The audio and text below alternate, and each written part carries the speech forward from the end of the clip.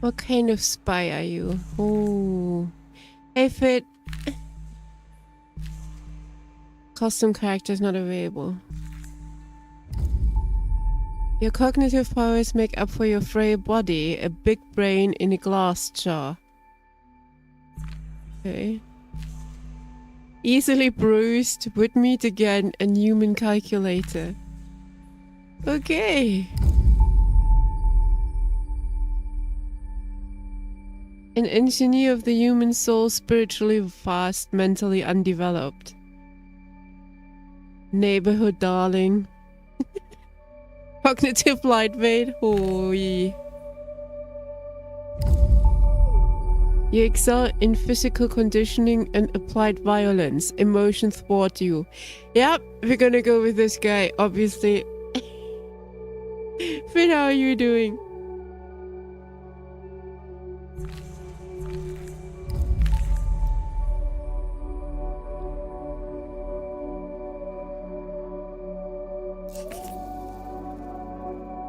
Raise an action skill to train your body and its impulses. You think the middle one suits you better? Nah. We're gonna maybe... It depends on how long it is. We might try the middle one after, but... Different parts of your body acting in concert. Agile and fluid movement. No. Boring. When you must do more than a single you could, summon your internal strength. Yeah. The uncontrolled aspects of your physicality. Unleash raw impulses. Yeah, okay. That maybe. Your perception of the phenomenal world. Receive reports from your senses.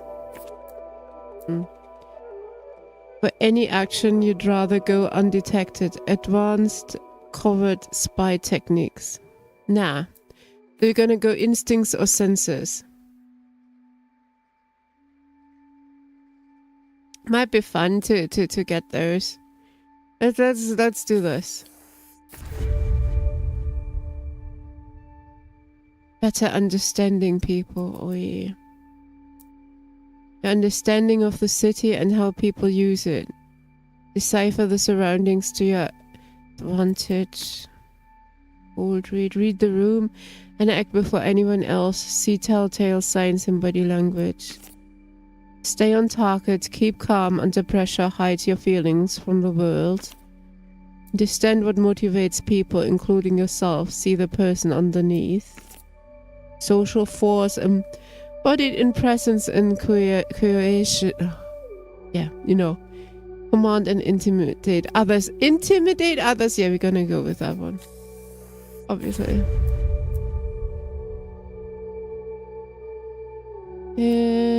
Spooky action across this plane and beyond. Gain insight from elsewhere.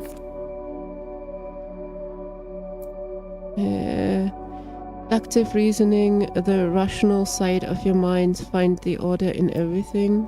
No. Your ability to see and express what others can't. Engage your creative engine.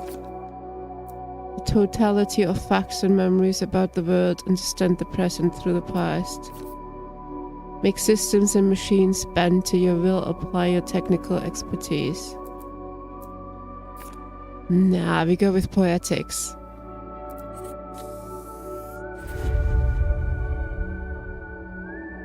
Alright.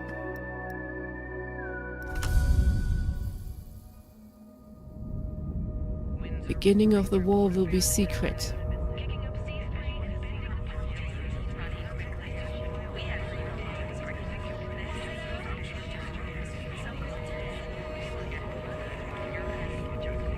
I once saw a spy.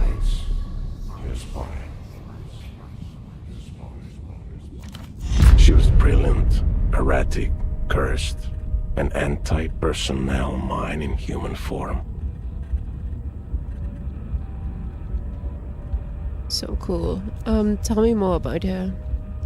Her friends called her Herschel, but for her controllers, she was Cascade. Your name and your cryptonym. A dead limb twitches.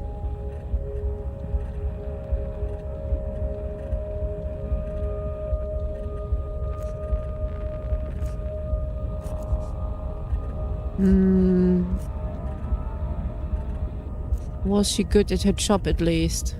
She made the cardinal error of her kind. She mistook her assets for friends. In the end, the contradictions caught up with her.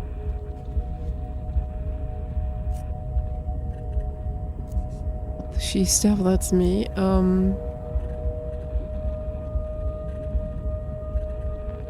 What became of this cascade? Portofino 91. The whole sick crew. A disaster untold. The black page in the official records. Ah, cool. Anxiety +1. Nice.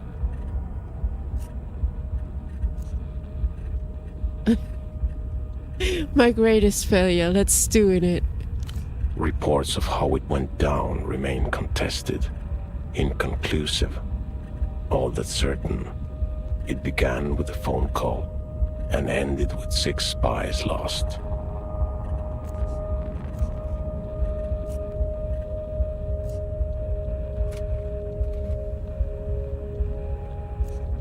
Cascade fucked it, in other words.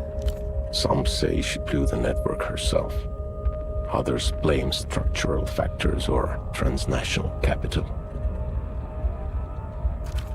The rest just shake their heads as they look down on the smashed and leaking world.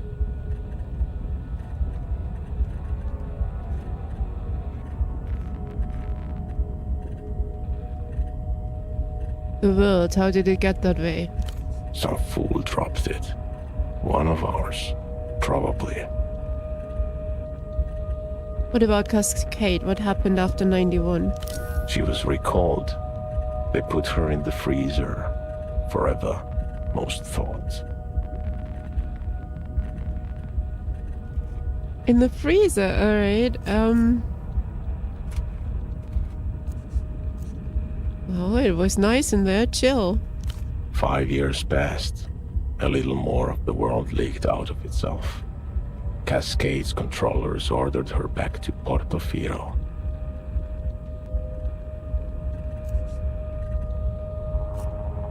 Ah, they couldn't keep me down. I was too cool to keep off the spy scene. It wasn't the scene. No! It was me. Why was that anxiety plus shit? Yo, okay. There's a new assignment, Cascade. I was supposed to give you the brief.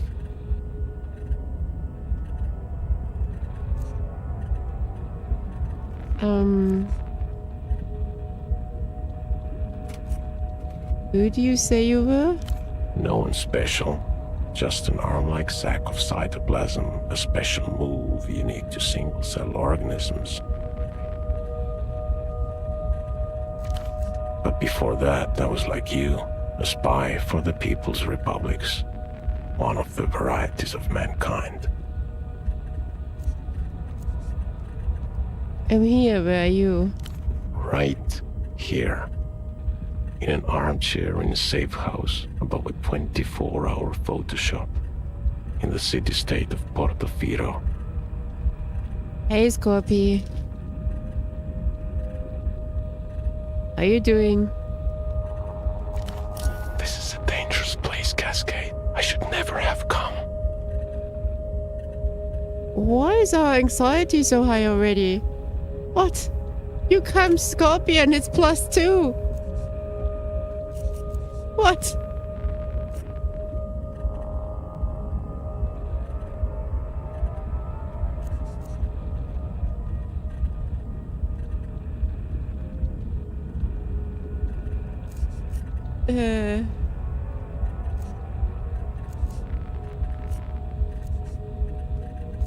Why? What happened to you?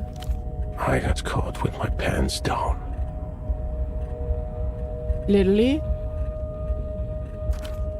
On the plus side, I no longer have to worry about independent thought or movement. Okay. This was the human game, and he played it poorly. Time to give up his seat.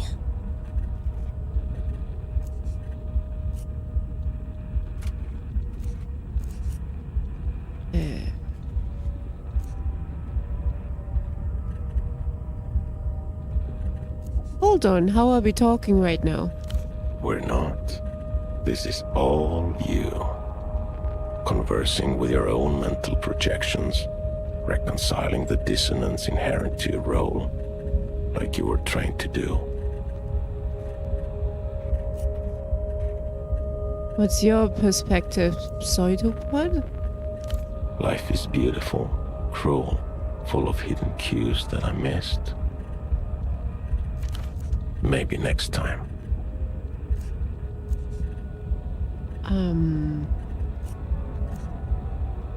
Stuff happens, you know? No. No, we are just getting started. We can pull it back. Too late, operant. I'm smashed and leaking. Whatever happens has already happened.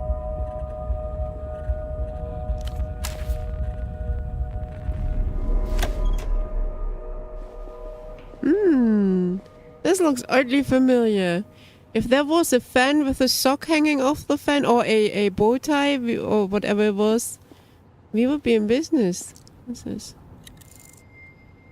Nearly identical sets of shirts and trousers, ironed and folded. Okay.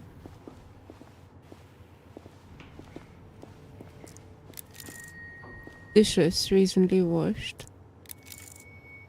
Something is rooting through the bin in the alley below.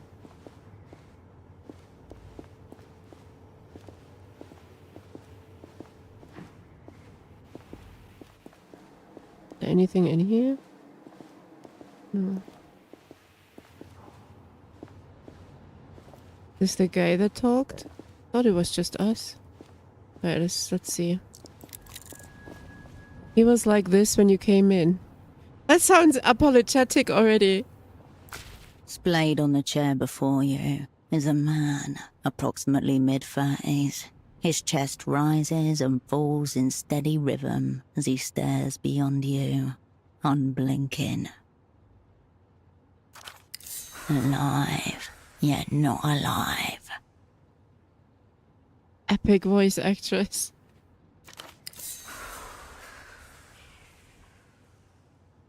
Every spy for the Operant Bureau is assigned a partner.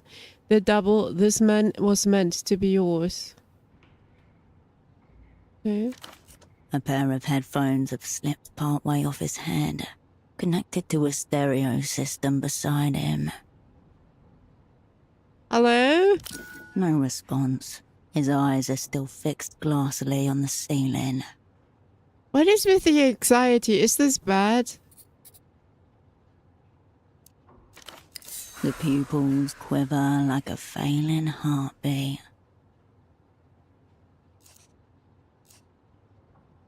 Look at the ceiling. Cream paint, peeling slightly. A small room in a city past its prime. Nothing to suggest why the man is so interested in it. Hey, why aren't you talking anymore?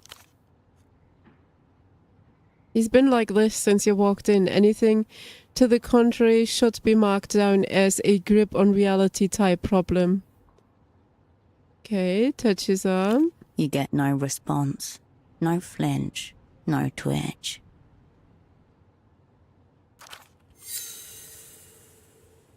The film is monochrome and silent.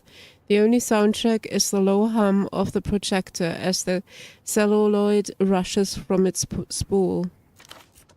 As you stare down at him, the man begins to draw.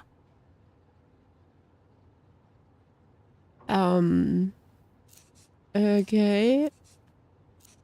Look in his eyes, maybe? The green of long corroded copper. There is charged empty space behind them, like a room that someone has left for the last time. As for face around the eyes, his jaw hangs slack, his glasses askew. The lopsided headphones accentuate a large bald spot atop his crown. Rub his bald spot for luck. Sure. Highly pleasing rubbability. Rubbability, huh? Feeling lucky now. Ah, shit. Is rubbability really a word? Okay,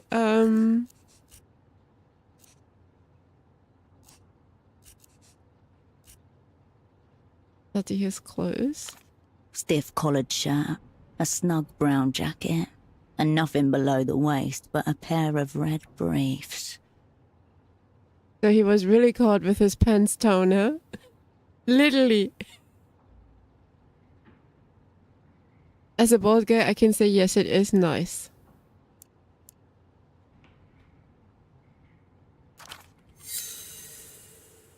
White spindles of lag hit your vision like a pair of flashbangs.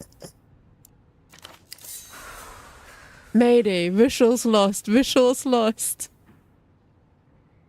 Must be a natural defense system, blink it away.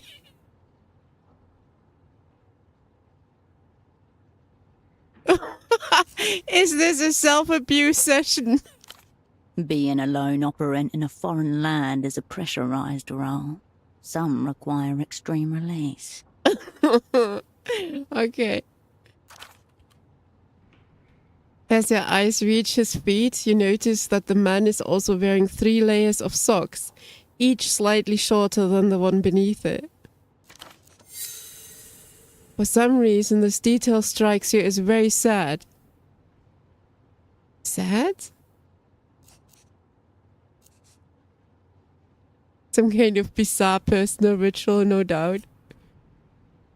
Maybe he overheated and had to lose the trousers to compensate.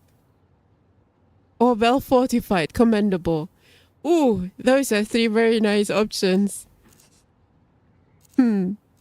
Scorpio, which one would you pick?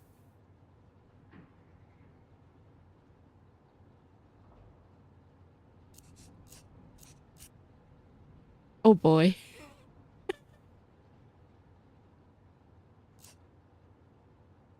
Okay. A failed attempt to ward against ruin. Okay, check the area around him. There is no smell of alcohol, nor any open containers. No drug paraphernalia either. Just a loose cord trailing to the stereo system. Like a cosmonaut's safety tether. Check his vitals.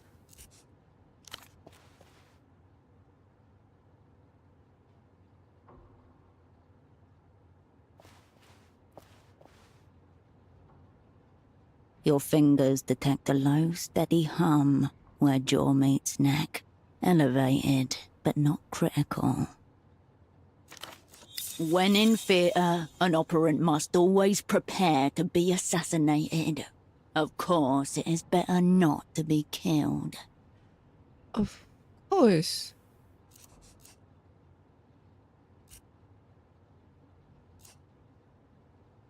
Seems medical. Yes, I like it too.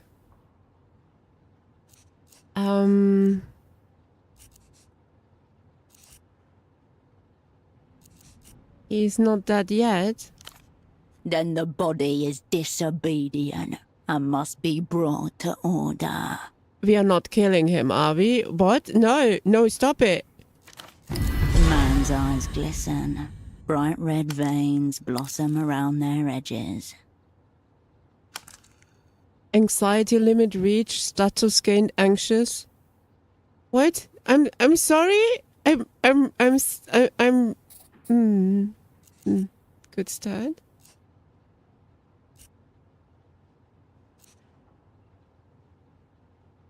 I'm sorry. First impression, I can't work with this.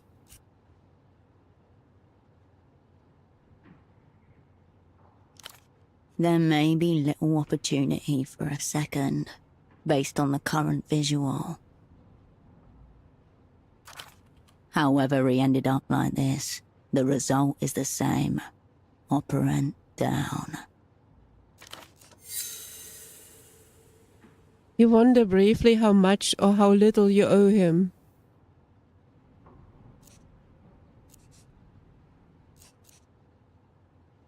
The assignment brief, man, you have got it to have it. Not even a flicker of a response. The people's spy cannot be caught shirking. Time to escalate. What? What are we escalating? Wait. We got modifiers. Bald spot warm up.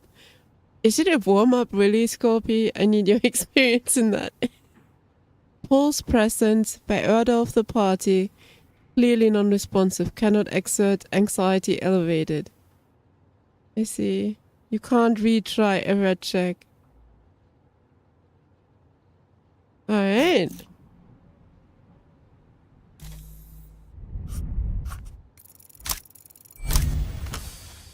Success. What? What are we doing? Your double has deserted the track before the starting gun. Will you stand for it?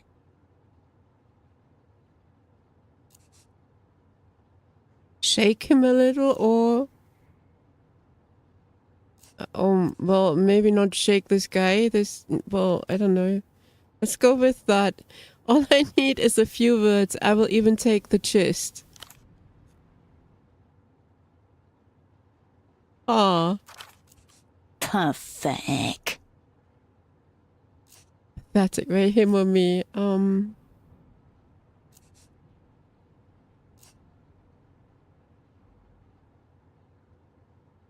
No, this is going great.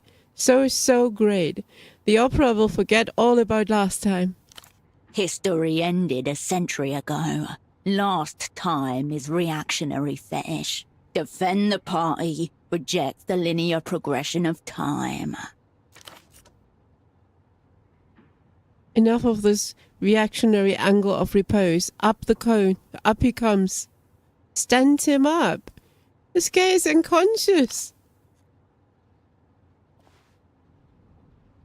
The man's breath gargles softly in his throat as you yank him upwards. He is heavier than he looks. Okay.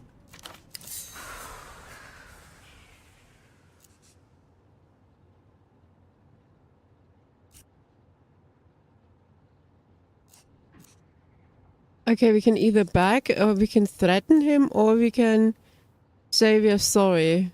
Yeah. Let's just say something, please. Ook. His head lolls on its neck hinge. If you didn't know any better, you would say his deserted eyes seem to be urging you in the direction of the bathroom.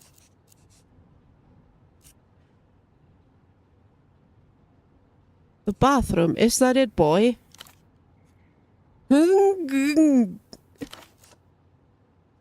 You heave him up and down, making his limp head bounce in a grotesque knot. Okay, let's put him back on the chair.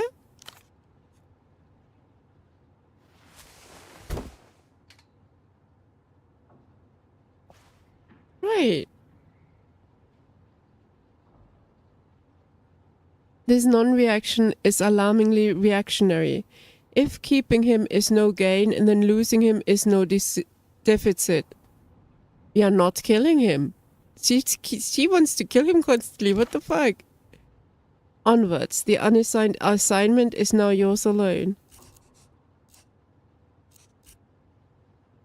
So, you're looking forward to working together?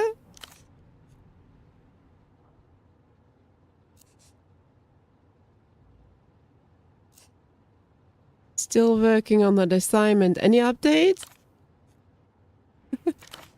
Like any good operant, he's keeping all cards pressed to chest. Hmm.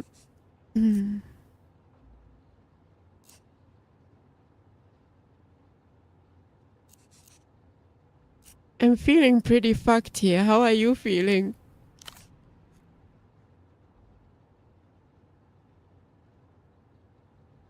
Of course, I didn't want to assume. The man's head slips 2 centimeters to the left. His jaw slides with it.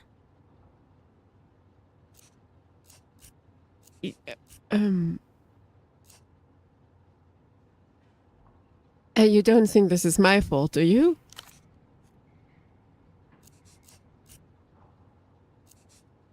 Cool, just checking. This was supposed to be my big comeback.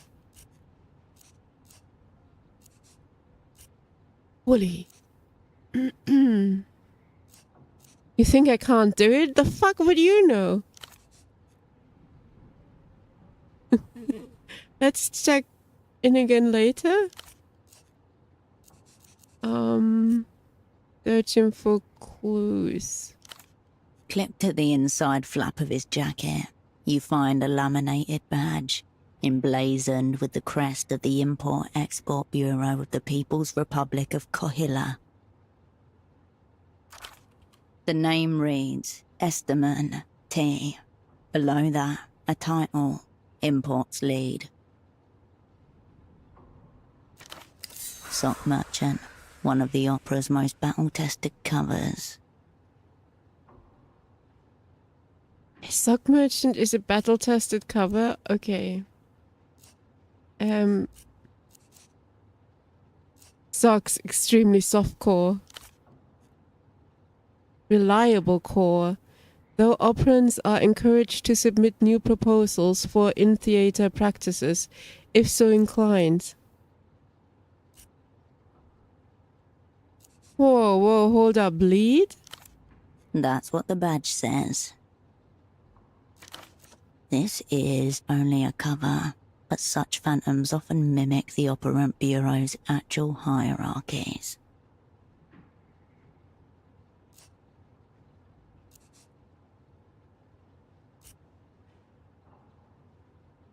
I suppose I did fuck it in the official parlance. No, in the official parlance you redacted, then you redacted, but not before redacted and redacted. Explains the 3 pairs of socks. Wearing the wares for ease of display, an operant committed to his role. Anything else? 3 other things of note. A slip of paper, a business card, and a rock-hard piece of candy. Yay, candy! Yum yum! I had to. A wrapped-up rectangle of compressed sugar. It's so hard that your fingers cannot make an impression, no matter how much you strain. Cola flavor, if you had to guess. Looks old school, heavy duty.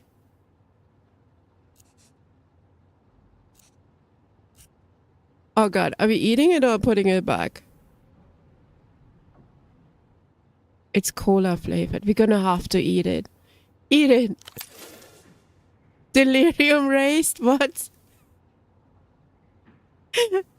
It takes 5 jaw tenses before you manage to shatter it. Sugary daggers chop the inside of your mouth. Okay.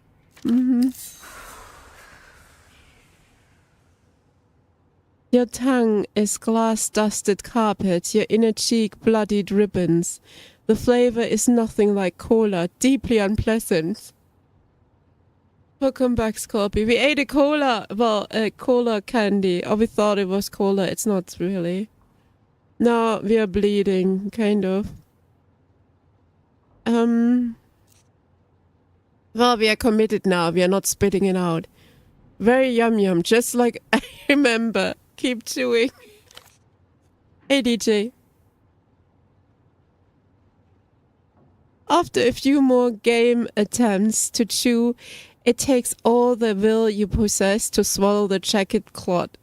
Its aftertaste contaminates your mouth. Nice. Examine the slip of paper. Hey, James. It's a purchase order for 10 socks made out to Carmuna Pessoa, oh god, Fashions and Garments, Bootleg Bazaar. Yeah, we're doing well. How are you doing, James?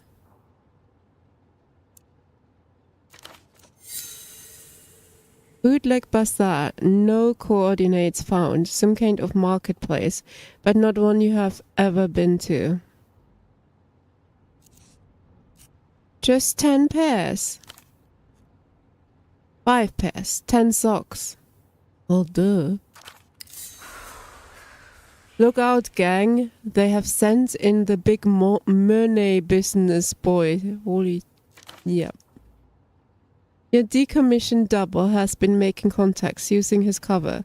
What it says about the reason you are here remains less clear. I will hold on to this.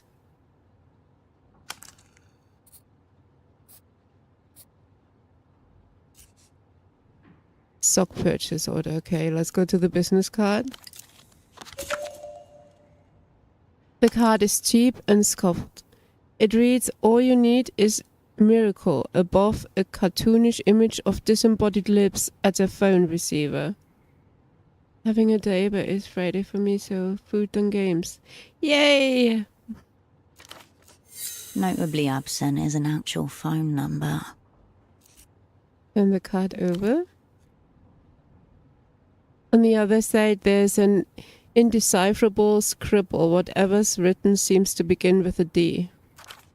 Into your pocket it goes. Enough. You retract your hand from the man's pockets. Hey, pseudo partner, let me run something by you. Oh wait, this is this again. Couldn't help but notice your designated lead. I know in my heart I am lead. The opera can do what they must. I'm sorry we won't get the chance to sell socks together. Alright. Let's leave. Your double didn't notice your arrival. He doesn't notice your departure either. Wow. Alright, let's go. Once the party gets wind, all traces of his existence will be wiped clean. By this time tomorrow, he will have never existed at all.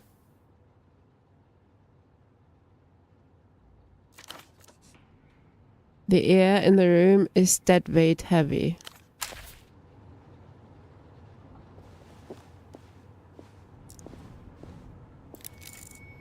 A mid-range stereo system set to standby mode. Following the cord from the unconscious man's headphones, you come to a mid-sized home stereo resting on a sideboard. You're surprised you ever wear clothes, to be honest. Isn't it still cold? Anyway. A prototype 0909 50-watt with multi-disc changer. Last generation model. Designed for affordability at the expense of power and clarity. Check the disc deck. Through the translucent view panel, you see a single red disc loaded in place. On the face of the disc are the words, Ultravioletta, you but from a dream. Handwritten on thin strips of tape. No undies. Nobody said anything about undies copy. What the hell?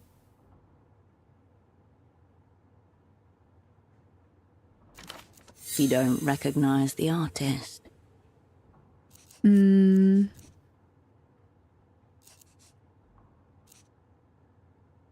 Let's go with what have we here. The disc is loaded, ready to tell you.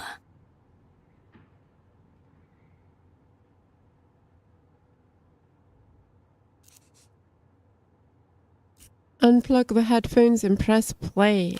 The chunky button makes a satisfying little thunk as you push it in. The plastic latch clicks into place, and the discus begins to turn. You know because the spindle is rotating, though the speakers don't produce any sound at all. The kitchen light hums and splinters momentarily. Turn up the volume. No sound, save the thin layer of static that lines the inner cables. Amateur wire work. This thing broken? It doesn't appear to be. The disc is spinning the way it's meant to. Keep listening. Or do you? You can't tell.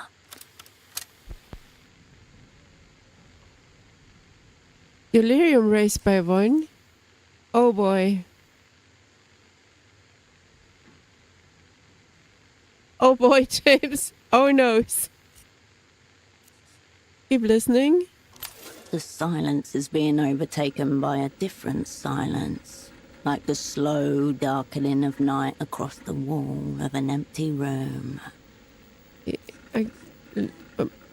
Delirium is... Okay, listen a bit more. This new silence seeps into every corner of your body, loosening fixtures, rattling drawers. Seeing what will come with it.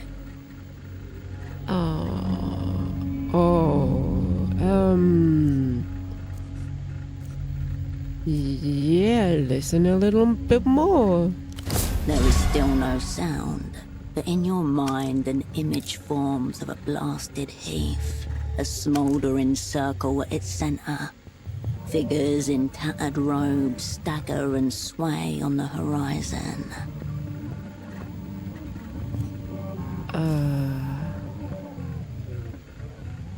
Remain hopeful.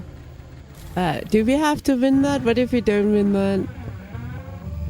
27% chance? Is that what I see? Oh shit.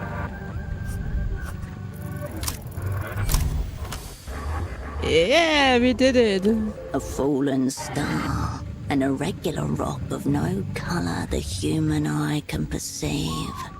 A dispatch from the underside of reality. There in the distance. The intermittent flash of a distant storm silhouettes a row of dark figures against the pale sky.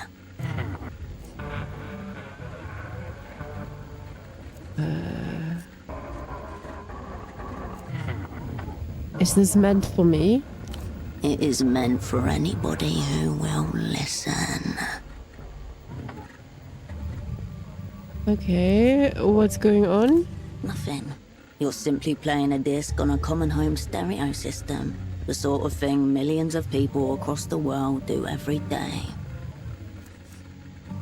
I probably shouldn't be messing with this. No, you probably shouldn't. Alright, well, I guess let me stop. The static quiets as you reset the volume. A great relief shivers through you, though nothing has seemingly happened. Press eject and take the disc. A brief internal hum. Then the disc slides halfway out of the machine and waits there, like it's trying to hide from you. You remove the red disc and place it into your pocket. Okay. As you turn away, a phone begins to ring.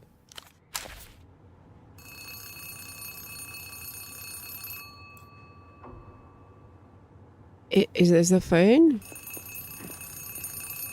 Looks like it. You pick up the phone. The handset vibrates in your palm. Hello? Before you even finish speaking the word, the device connected to your phone base splits it into 256,000 encrypted fragments. The magic box, one of the proudest achievements of the Opera's Technical Services Office. Half a world away, a familiar voice splits into a corresponding number of fragments before coalescing again by your ear. Please tell me you have good news.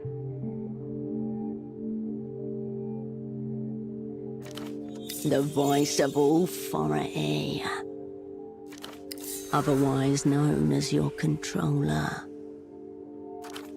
It's your double she's expecting. Let's not disappoint her. I don't have news. I have a problem. Operant Cascade, you made it. Your voice hasn't changed. We'll get to your problem in a moment. Put pseudopod on the line. You glance over at the man in the chair. Anxiety The shit. snail's trail of dried saliva glints on the side of his chin. Can we lower these again at some point? You feel your mind starting to spin up. 5,000 revolutions per minute.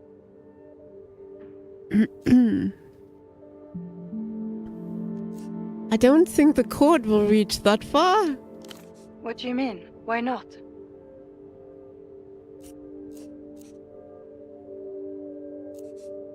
I looked in his eyes and saw an empty room. There were no spies inside. That's a very disturbing thing to say, Cascade. Was a very disturbing thing to see. For a moment, no one says anything. There's no sound at all, save for the blood in your ear and the electrostatic hum of the ultra-long distance connection. Has he been zeroed out? Meaning eliminated, killed, rendered inoperant. The language of distance, a measure of cotton to muffle the fear.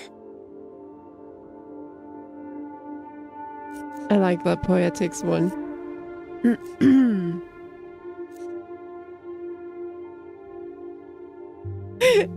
He's not wearing any pants. I don't know if that's related. Are you implying that he succumbed to some kind of... Reactionary misadventure. Autoerotic obliteration. Yeah, nice. Tsunami of self-love. Okay, we get it.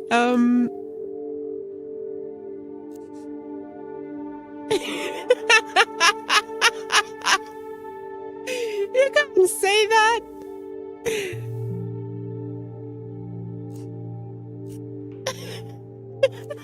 I'm saying he tacked himself right off the living plane. That's my theory. That's not a theory. It's a bad joke. Oh, come on. It was a good one. I'll ask one more time. No, Is not your double anxiety. zeroed out? Scorpy, you're not playing this. Look at this. Anxiety +3. I wonder what happens if we reach max.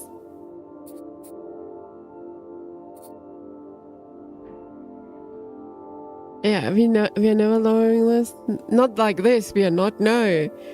Stop the bad jokes. You must speak the word. She cannot make the determination herself.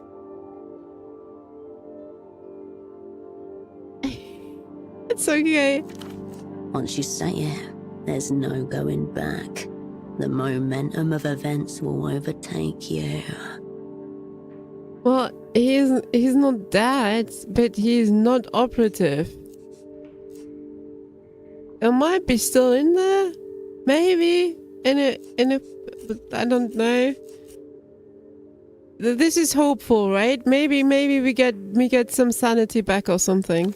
Cascade, is your double zeroed out or not? Yes. Right. I wonder which it is. Have our enemies blown us up already? Or is this just another day at the basement massage parlor of spy services? Fucking hell. The opera's going to hang me by the toes. For you, it's back to Satellite Facility B. Soothe yourself by choosing a skill to lower. No, my skill.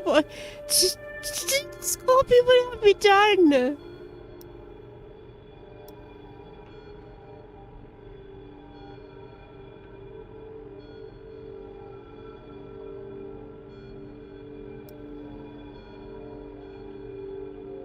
Why are we lowering?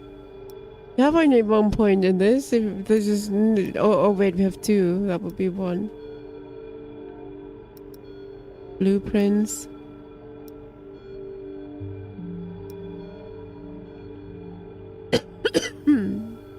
No. We need this. I'm gonna lower this. This is 3 points. We have in there. We'll be fine. We don't need telltale signs in body language. We go with a cold read.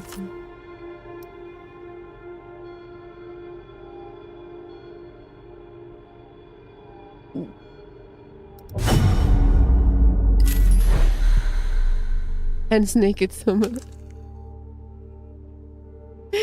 You will get it back at some point, I'm sure. So now we have no anxiety but no skill either. That means, do we get a skill point again at some point, or is that lost forever? Fuck. For you, it's back to Satellite Facility B. Is that where she was frozen? AKA the freezer, where the old, useless and discredited are consigned until they're dismissed or die of despair. Yeah, we ain't going back to the freezer. The freezer. Shiver. Resist.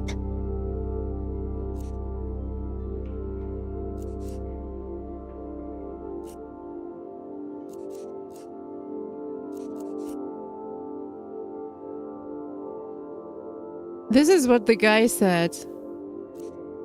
I'm using this. Whatever happens has already happened. Is that your way of telling me to fuck off? You haven't even got the assignment. Yeah, your point? Gang taking heavy incoming fire here. Not sure how long we can hold out.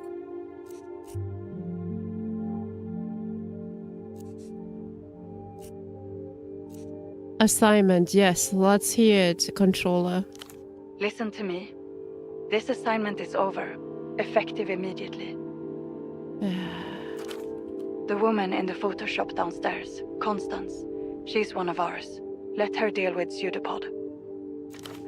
Middle-aged woman, dark hair behind the counter. You exchanged a few words when she gave you the key.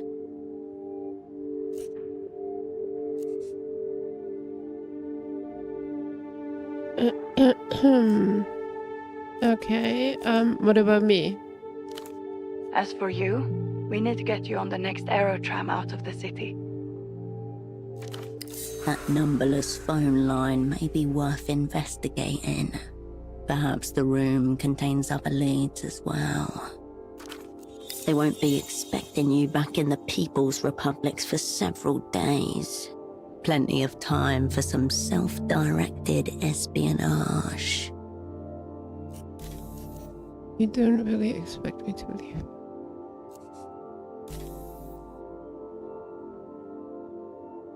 Oh. What if we lose?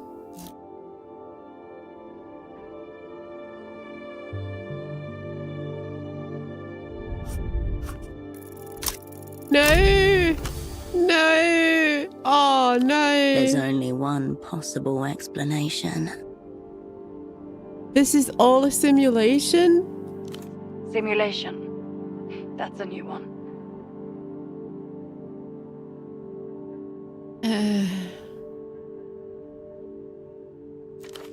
Precisely what the facilitator of a simulation would be required to say.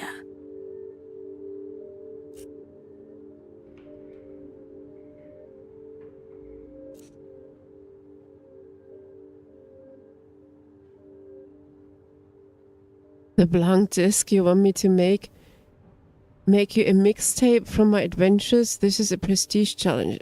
What? No. You wanted me to eat the ancient hard candy that was a plant. No? What are these answers? No. The whole catatonic double concept. Advanced training to make me a better spy. The people are real, but everything that happens is fake. We go with this one. This must be some kind of maladapted trauma response.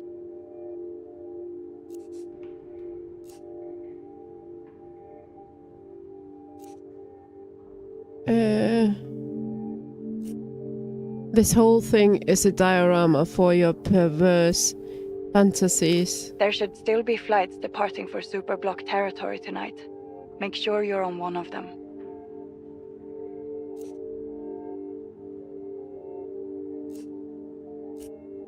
It's signal. I'm getting turned on. I'm not responding to that. This assignment is over. Get on the next tram. Okay.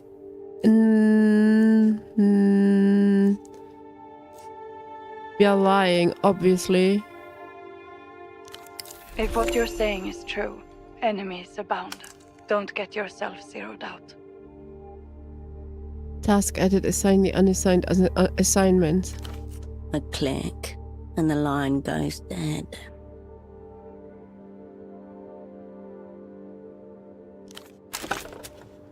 Are you being rude, Scorpy?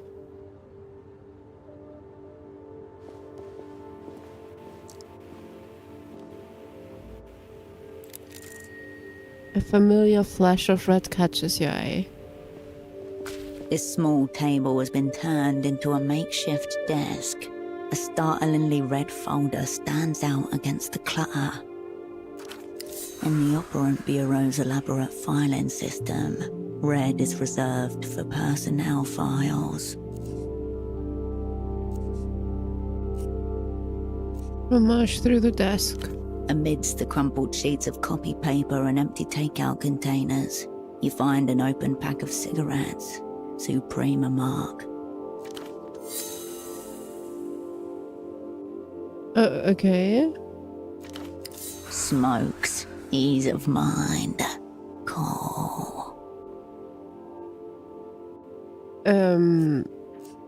Pseudopod must have brought these with him. There are a few mangled filters in the ashtray. Let's examine. There's nothing outwardly noteworthy about this pack of Suprema 100s. It's like any other found in commissaries and corner stores across the People's Republics. Except... Hold on. secreted neatly against the inner wall of the pack, just as you were once taught to do yourself. A crisply folded sheet of A7 paper. Vijupwal, Vupsquux, Ongs, Sixfazul, Exquam, Yijizva, Digarak, Ravux, Skilbach, Jitababake, Whatsup, Sift, Hugtok, Huichk, Slaw, the Troop. Rillium, Nacht, Skvajuva, Fikatskla, Terabit.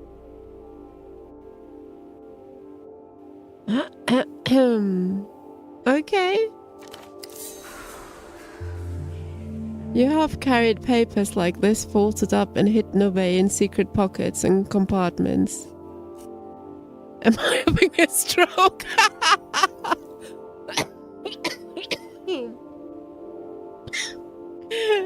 That will raise her anxiety again, won't it? I mean, I have to pick it. I have to. I don't want anxiety again, but I have to. I want to see the answer. All right, I'm gonna press it. Fuck it. Ah, thank God. No, this is a communication written in secret language. Short, uneven letter chains, likely a Reseda cipher, most basic kind used by the operand bureau. Designed to be decrypted by a one-time key. Okay, it's made somewhere nearby. Take the smokes. The pack slides nicely into your pocket, as though it always belonged there. Alright, examine the red folder. A small label in the top left corner is printed with one word. Your cryptonym, Cascade. The colour reminds you of pomegranate. It screams danger, not for human consumption. Your hand hesitates.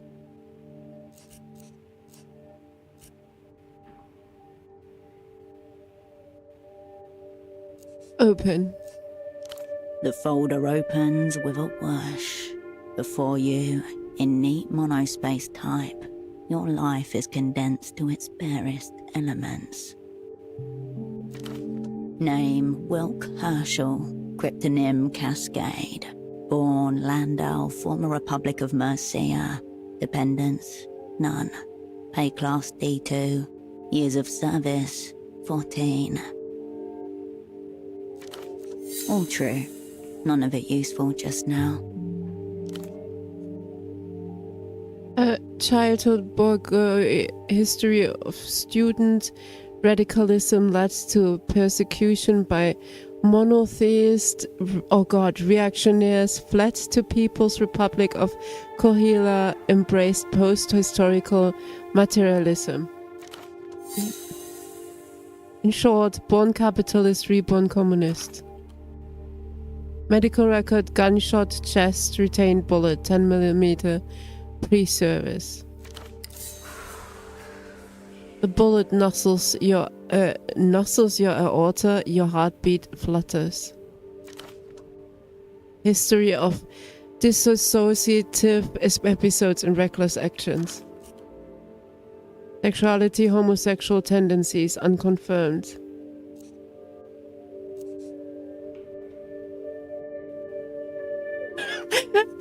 A vicious rumor started by my extremely horny detractors. Suicide risk minimal. It's all ideation you commit. End of list. According to this file, that is all there is to you. There's another page behind this one. It's labelled Service History. A tingle in your fingers. Your head grows lighter as you approach the crash site. Can we try the 68%? We're still feeling lucky. It's not my fault the operand zeroed out. Alright, we do it. Do it.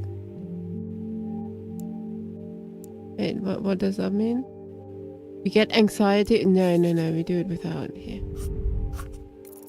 No.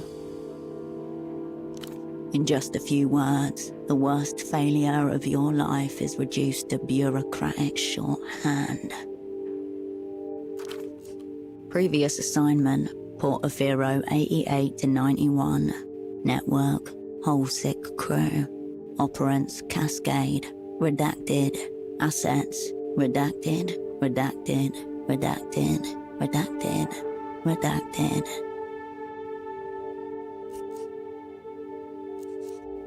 Run your fingers over the black bars. A secret the opera has elected to keep from itself. We gained experience. Mistakes made, friends abandoned. The redactions are merciful. They keep our gang intact. Why does Pseudopod have this? Obvious. The opera wanted him to know what sort of spy he'd be working with. Read the latest entry. Most recent assignment, Novessa 91 to present. Satellite Facility B. The freezer. The folder shuts itself with a tiny sigh. Whoa, whoa. Your darkest secrets.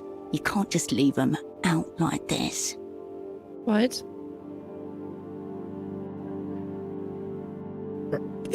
My secrets are mine, eat them.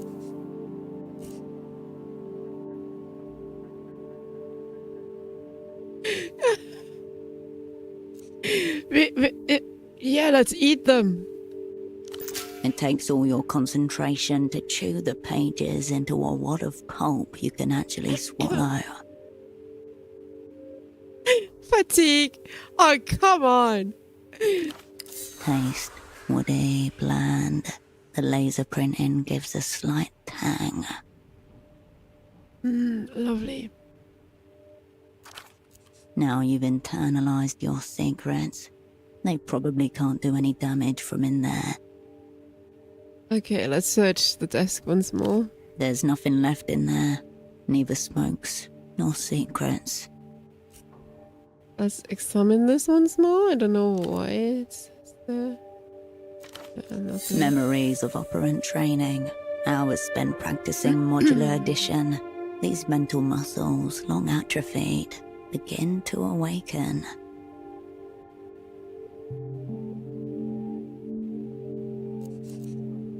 I've done this before. This is nothing. All it requires is patience and diligence. Alright, there's nothing else. You turn away from the desk.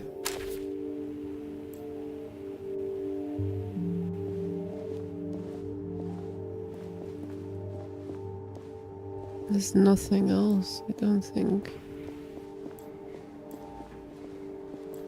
Oh! A pair of men's trousers are hung delicately over the shower rail. If Pseudopod's pants were attempting to flee the scene, they did not make it very far. Okay. Examine.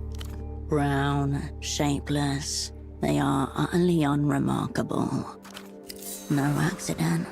This is functional invisibility. The wearer would have no choice but to blend into a crowd. Why are they hanging in the bathroom? One of the many mysteries concerning men's trousers. Okay. He was trying to smooth out creases with shower steam. Okay. Search the pockets. The front and back pockets are completely empty, except for a few pieces of lint. Your hoisting must have compressed his lungs somehow. Unless... Search the pockets again thoroughly. you discover a small extra pocket inside the front right pocket. Why are men's trousers so weird? You slip 2 fingers inside and come away with a neatly folded sheet of paper. Not normal paper. This is nitrocellulose, made to burn quickly and completely. Hello there. The page is notebook-sized and perforated along one edge. It reads, THA space 7 LES APR space 032 space WIFO space 9W space TBGFLW25. The missing companion to the cipher you discovered in the cigarette packet. Totally meaningless, yet no meaning can be made without it. Nice teamwork. As you turn away, a stray thought passes. They may never be worn again.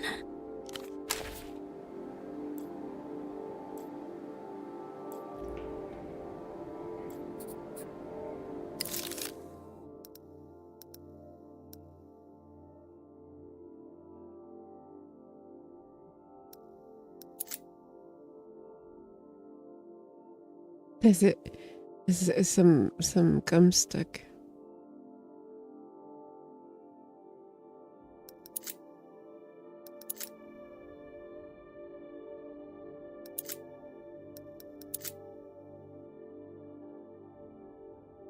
Hey, we can consume them. Fatigue +1, delirium -3.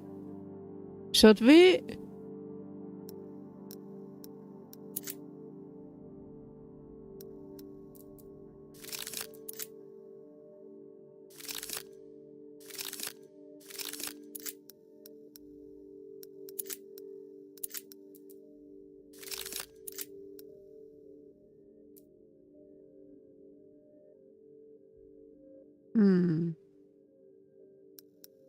Yeah, the first one that you smoke as well, and drink, for that matter.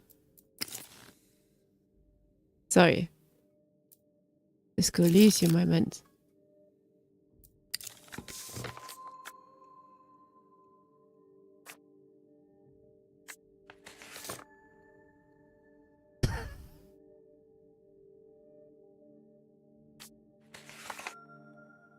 Alright, that's...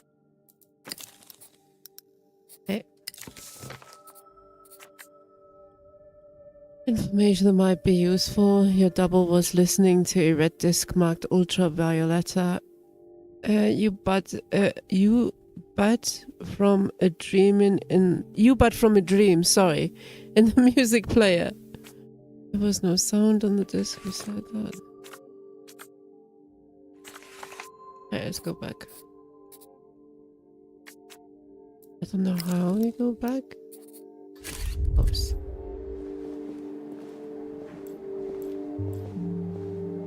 You return to the folded pack. As you turn away, a stray thought passes.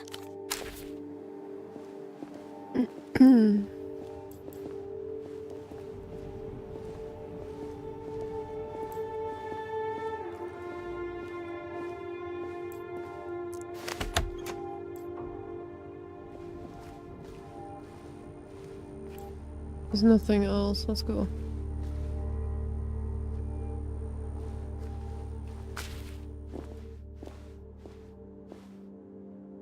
Enough, you're blacklisted. Take your sick little games elsewhere. When? Easy, lady. I just want to develop some photographs. I'm not trying to take your innocence.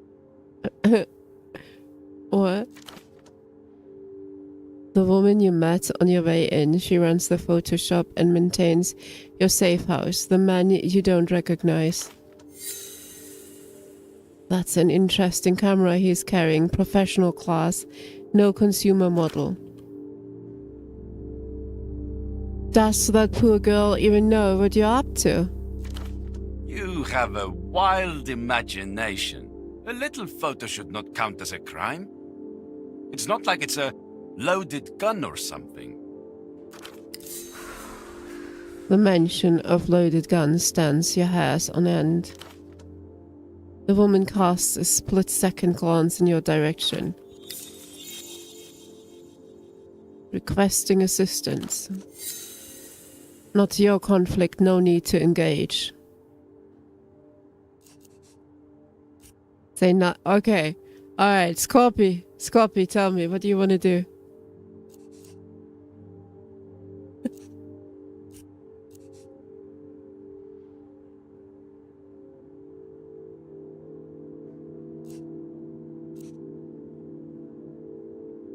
I'm curious. My naturals too. Nah, we confront. She told you to leave, sir. Whoa. Caught in a pincer by the art police. Not a good day for pursuing my interests. He turns to you. Restless eyes, evasive demeanor. This man may not have zeroed out your double, but you are sure such things aren't beyond him. Very well. Photo 24 can have this round. Thank you for this extreme stress I'll now carry through my day. You're welcome.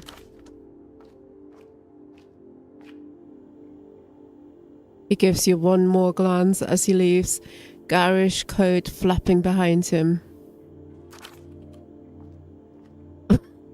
What a dickhead! Look at him walk out. What a dick. Holy shit. Constance, the photo lady. You get all walks in here. She watches him go, then looks at you. That was good of you to step in. Who was that man? Nobody. A seedy little oddity who likes making fantastical threats. I didn't like the look of him. Not to worry, you won't be seeing him around anymore. You caught him on the day of his banishment. You have not seen the last of him. The two of you are bound by a hideous orange thread. Before we get into it, I want to get one thing clear. Just because I'm working for the opera does not make me some kind of communist. The Opera Bureau, it should go without saying, is the spy service of the super bloc, aka the communists. Your politics are irrelevant to me as long as you do your job. So don't even attempt to seduce me with your post-historical dialectes. Your double already tried his hardest. I'm here strictly for the espionage. Which reminds me, I have some funds to redistribute. Your stipend for the assignment. Passes you a small envelope containing a few folded bills. Okay. This is not very much.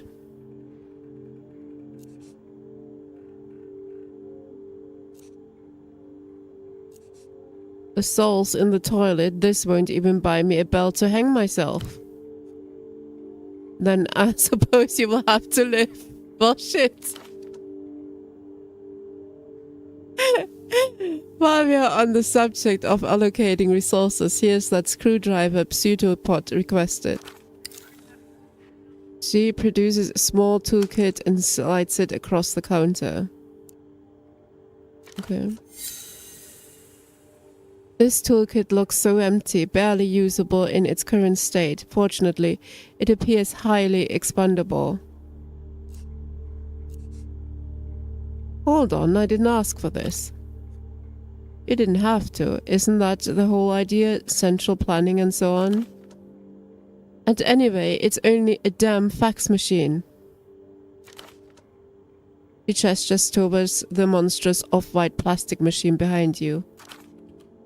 You could also simply give it to Pseudopod. I'm sure he's more than capable with it. He was looking forward to watching your double on his hands and knees. What? Okay. Speaking of, where is your double?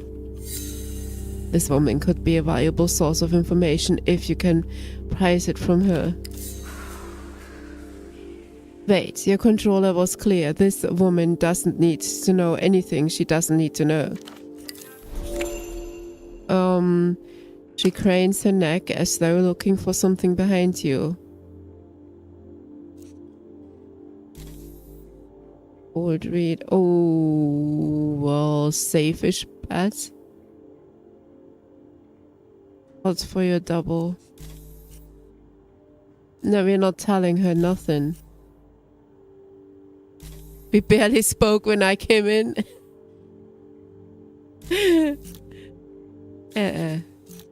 No.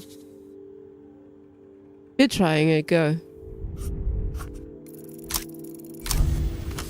Easy.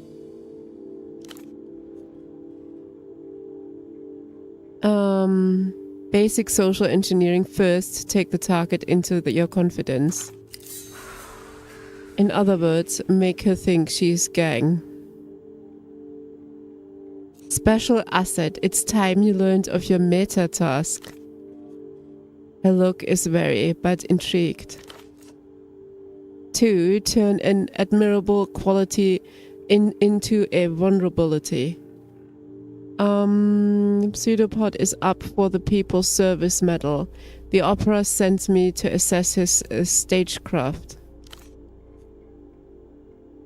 That's strange. No one said anything to me about a meta task.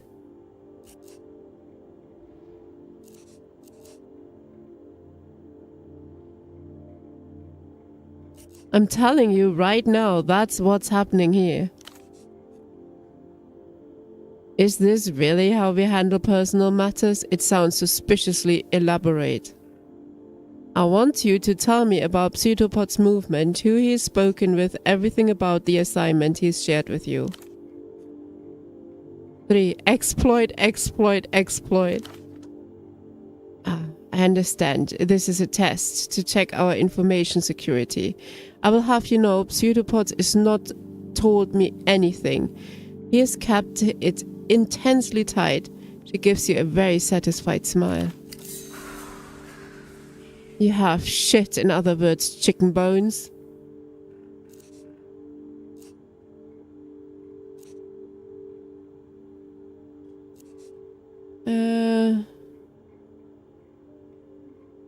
Disappointing. Pseudopod assured me you're extremely observant. Oh, Vince. Oh no. A knife prick she will surely remember. Oh no. Have you tried the bootleg bazaar? He was down there yesterday. The bootleg bazaar, that matches the purchase order you found on his body. I'm not familiar, what's that? It's where all the knockoffs and illegal imports come and make their way into the city. It's only sprung up in the last few years, part of the whole mania for all things Lucian. What was Pseudopod looking for there? He said he intended to interview some of the vendors. I can't tell you what he was after precisely. There, your doubles pass the baton to you. Find out what brought him to this bazaar, and you will be one step closer to your assignment. Alright, how do I get there? You can practically see it from the front door. Due south in the ruins of the old Eslik factory, head west from the roundabout. If by some chance you find yourself in Party Alley, it means you've gone the wrong way. Very good, thank you. I hope you write Pseudopod a glowing report. From what I have seen so far, he certainly deserves it. Was there anything else? Holy crap, it seems there's a lot. What's wrong with the fax machine exactly? It's that little amber light. It means out of order, and I haven't been able to get it to green, meaning in order. He gestures towards the hulking machine behind you. Just looking at that thing causes you to take psychic damage. No! Best stay away. What? It's a fax machine. How can you get anxiety from that? Oh, come on. That's just not cool. Pseudopod assured me this machine was a vital tool of communication, as precious to our work as the magic box we installed on your room phone.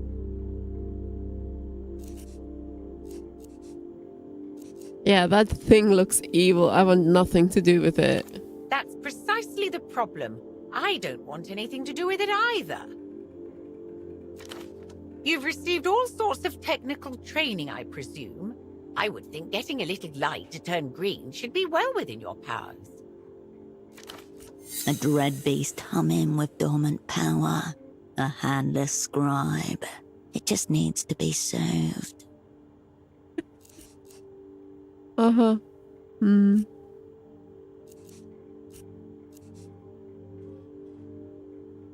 Do you happen to know what this miracle is about? I certainly don't. It looks rather flirtatious. She frowns. Do you partake in flirtations, Constance? Oh, I'm sure it can. What? It says never during working hours. Seedy business attracts itself.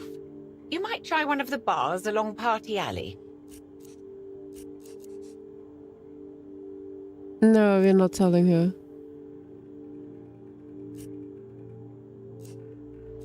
Are we alone here? Any other tenants I need to worry about? No, it's very secure, just the three of us. Upstairs, your double twitches, electrical reflex running to a dead switchboard. Nosy customers? Most people prefer drop off and pick up for the film and prints. No one's ever in here for very long. Children? Constance the Fool, it wasn't in the cards. Married? Divorced. Okay. Any gentleman callers? Raise your eyebrows. Oh, she titters. No, none of that. At my age. And how is the special asset liminal class life treating you, Constance? I don't presume to know the inner workings of the opera, but I have to think I could be better utilized. How do you mean? Of course, I'm happy with the tasks I've been assigned thus far. Keeping a safe house is a major responsibility, but I have other skills, you know. Oh, do you? Such as? Hey, Sekroth. Chemistry, for one. I have an entire photo lab back here with access to all kinds of toxic chemicals and powders. And yet I doubt anyone would suspect a woman like me of, say, poisoning someone.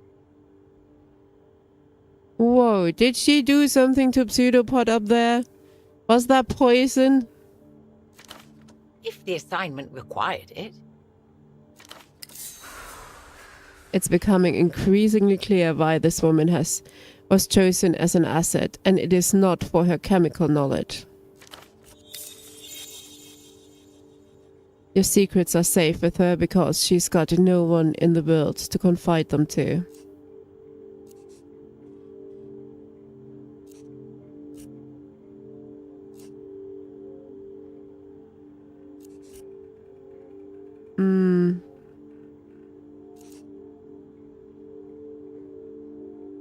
I fear we are all more useful when we are alone. How many times would your life have been easier had you nothing left to lose? What's your opinion on the assignment? Forgive me, is this still part of the test? Shouldn't you be the one advancing these and so forth?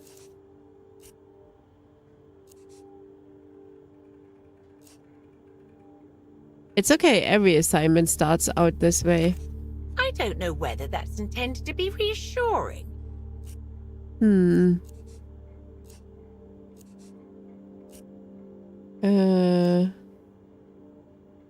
I will head for the bazaar, see what I can find. Oh, just one thing. How have we done? Will Pseudopod be getting that service medal?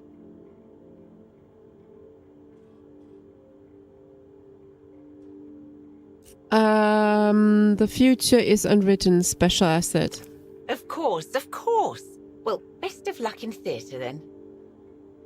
She nods, a bit uncertain. Well, I suppose I should let you get on with it. Thank you. I'll be here if you require anything. Goodbye.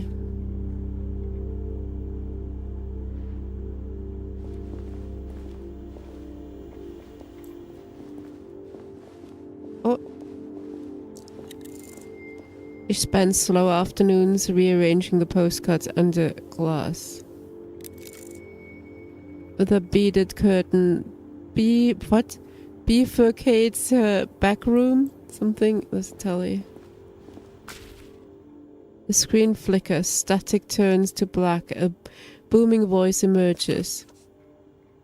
Did you know water covers approximately 63% of the world, but the sky covers 100%? Narrow your eyes, watch the world trying to hide. A masked man appears on screen, gesturing wildly. Wrong. The sky is only 98% sky. The other 2% is used to cover up the fact that they replaced the moon 4 times. But they don't want you to know that. That's why they're coming for me. But not before I tell you the truth. Oh my. The screen warps and color shifts. Between clips of the backed man talking, a phone number flashes urgently. Let's write it down. You jot down the digits as Bagman watches on. What is this about?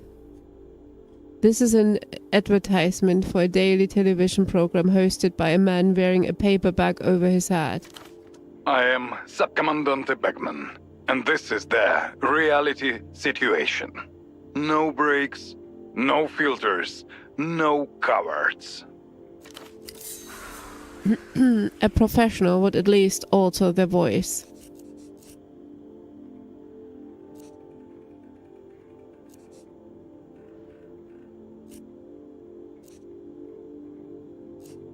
Subcommandant, where'd he get that title? This is a war, and I don't take orders from anyone, especially not reality.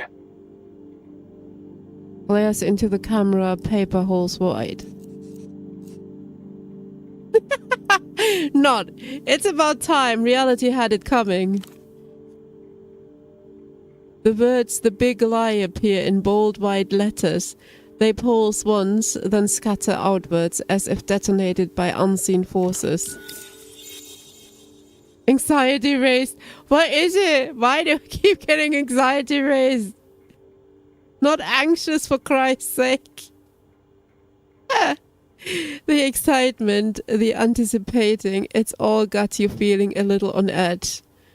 Can we lower this, please? Hey, we're gonna have to smoke soon.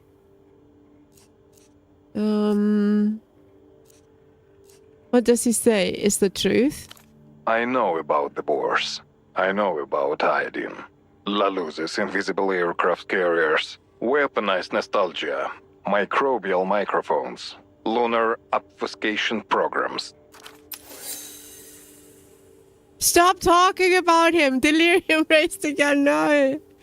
There are questions worth raising around these topics, questions with answers that may have huge implications for the general safety of the population. No. What is being hidden from us? Find out what I know by tuning into the reality situation. Airing until they shut us down. If we salute him, will it go better?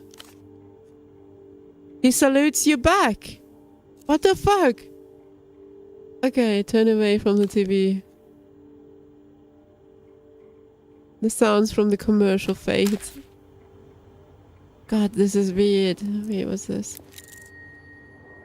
Shelves stacked by a hoarder and then labeled by an obsessive. Swimming lessons with Paulo. Bin day is now bi-weekly, and I didn't read the rest. Fuck. What's this? Holiday cards, 97 pre-order. Anything else? Wait, where did we come from? This is where we came from, right? Oh wait, there is mail. One of the fuses is held together with a coin. It's not mail, it's power. Holy. This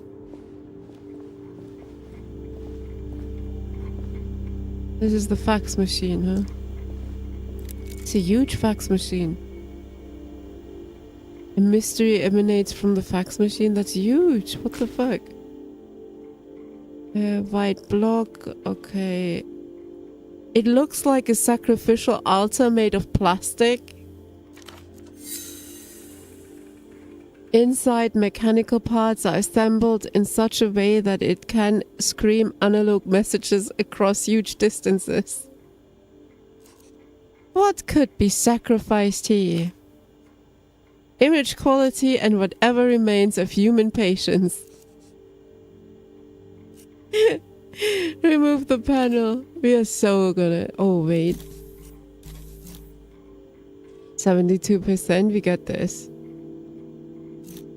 No, don't. Oof. The holy innards of the facsimile machine, fucking hell, reveal themselves to you like an offering waiting to be interpreted. What disturbs your labor, spirit? You are looking at a Sonatine Executive Series 2, a cursed model plagued by numerous debilities, most commonly a chronically misaligned paper tray.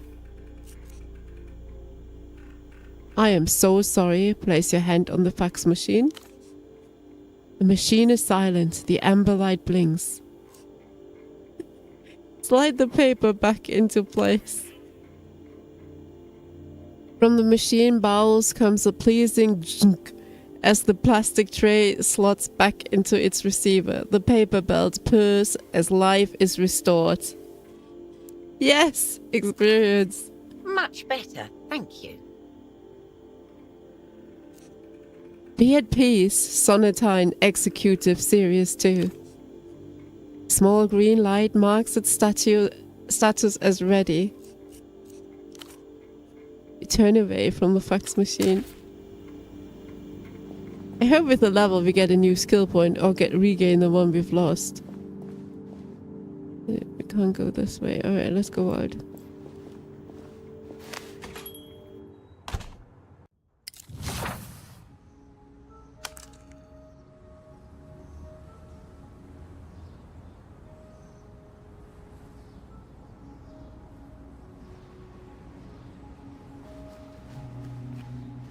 Camera zoom and left shift.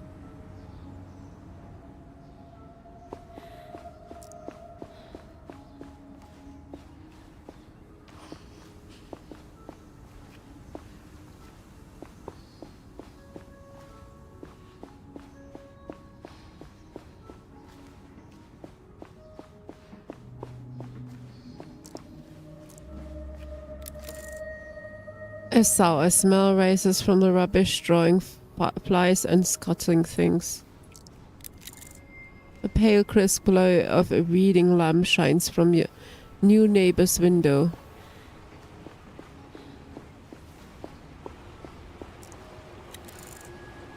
A mountainside layered with residential buildings, the top most disappear into cloud.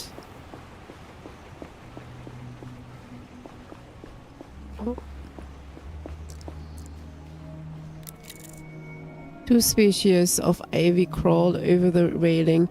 A joint invasion of the... Oh, it's gone. Sorry. Read faster.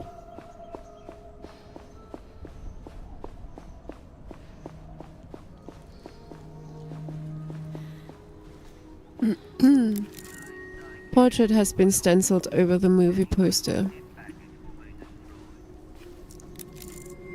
Ex-Supreme Leader Nestor's face has been plastered over the film poster. From Afterbirth, she's sending them to the afterlife? What?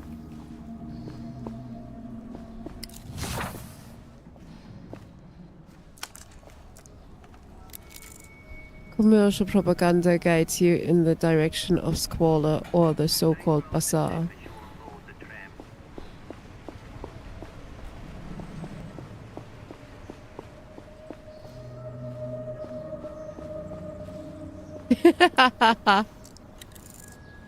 Water gurgles beneath.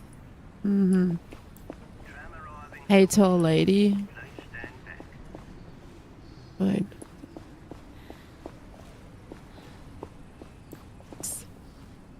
Finally, someone with courtesy.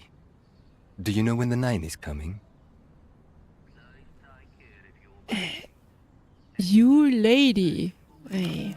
A handsome man shifts in place, glancing over his shoulder toward the tram lines. Suitcases surround him.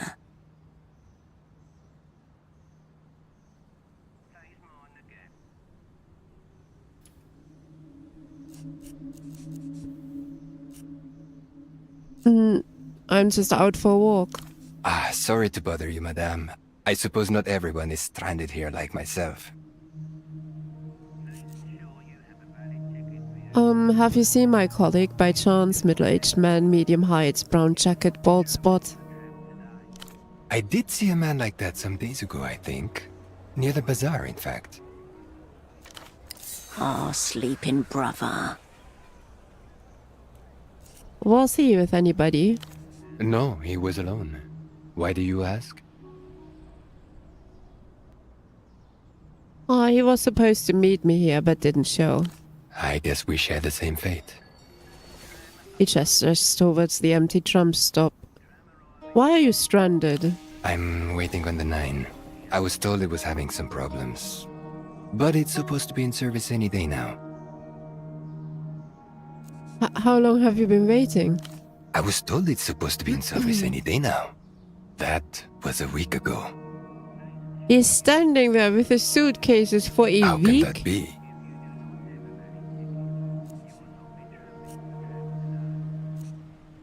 A week is a long time to be waiting around for a tram. I agree. But what am I to do? It seems to be the only way out of this city. Maybe I could ask around about the 9, see what's up. I would appreciate it.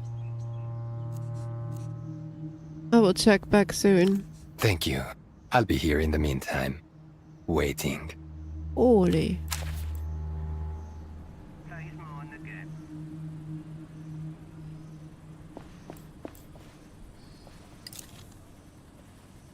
Why are we picking up a random bottle?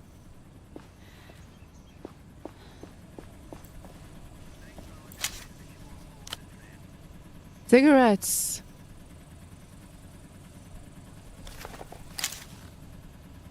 We should really smoke one. So we don't lose another skill point.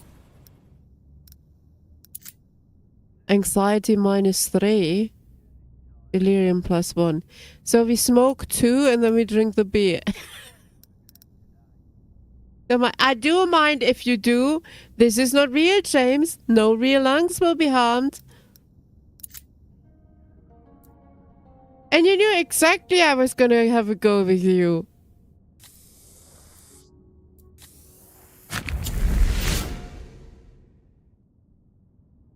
Mate, this looks a little better, I think.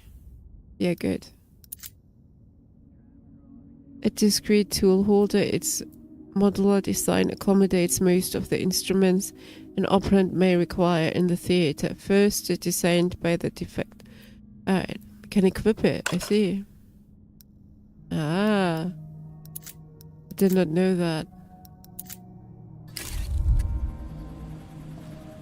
Status effect removed delirious. See? See, we are all good again. Nish.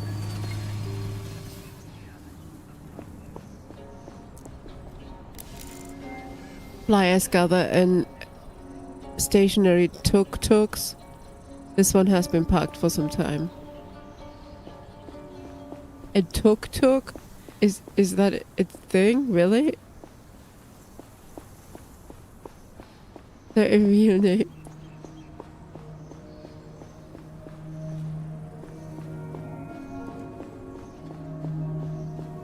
See if we find anything else.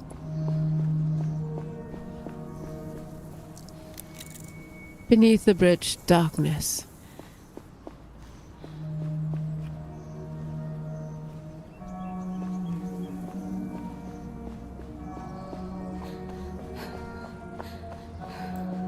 Keep in mind this is a demo, we will not be able to finish it, so I don't know how long it is, but it might get cut off at any point. Mate. Yeah. No, there's nothing. Can we go up the stairs? Ooh, we can.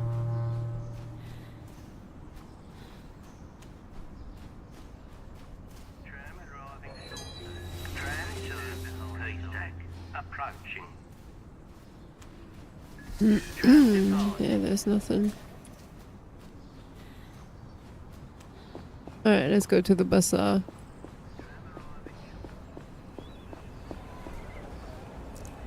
You hear laughter and music ahead. You can still make out the lower half of the words "Silk Free" sticking out on the brick beneath. Sniff. Get the smells. What? Sniff the air. Frying grease, rust, incense, the dank of canal water.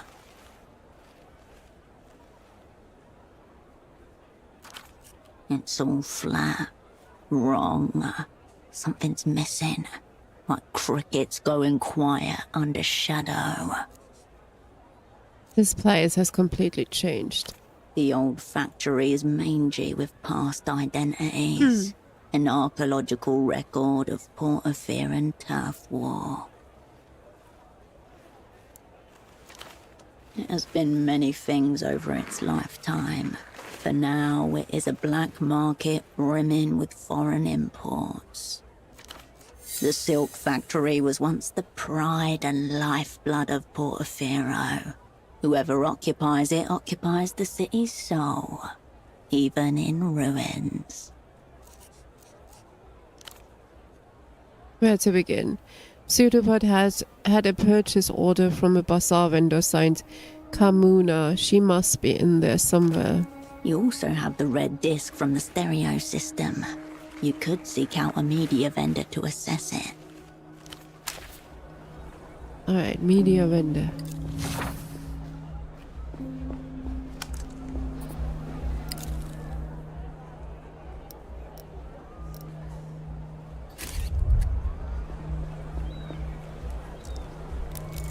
The sign displays an eye watching from a surveillance camera. What is it? Astronauts still exist. What's with this? Brass antiques huddled together, their forms carved by hands long gone. A cosmonaut suit. Its shoulder patch reads, "The stars are ours, 77. Check the price tag. 5,000 sol. We only got 20. I wonder it's still here. People with that kind of money don't shop in the bazaar. Is this real? If it is, then it's one of the few things for sale here that isn't a knockoff Lusian electronic, disc, or toy. What happened in 77?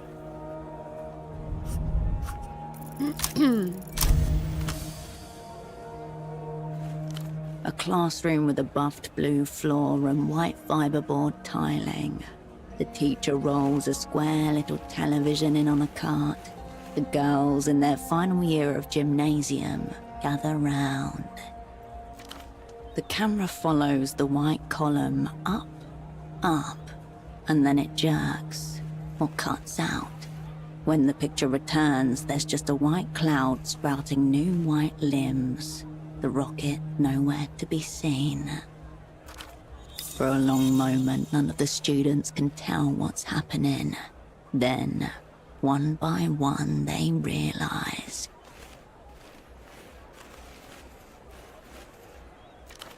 A faulty seal, a minor propellant leak. Next thing you know, 4 cosmonauts are splattered across the face of God. And we watched it live on TV. You and millions of school children the world over. What happened after? Expensive, fruitless.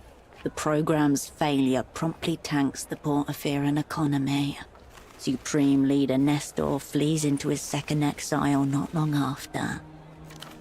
As for the bazaar, it's saturated with surplus equipment, memorabilia, and replicas. This suit is most likely the latter.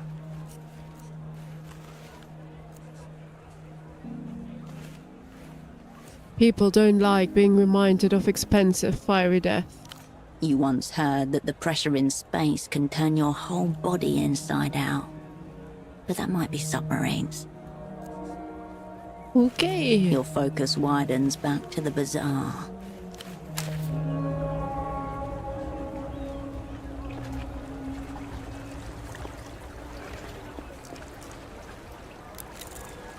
Discarded boxes suck under scraps, promising unexpected finds.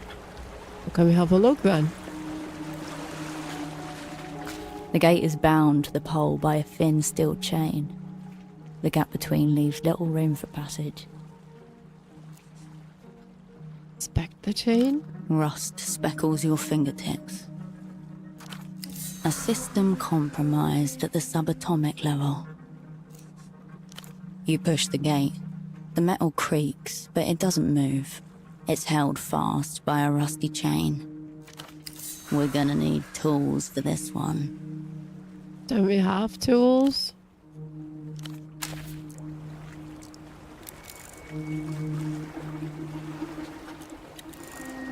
Graffiti so fresh you could still get high off the paint fumes.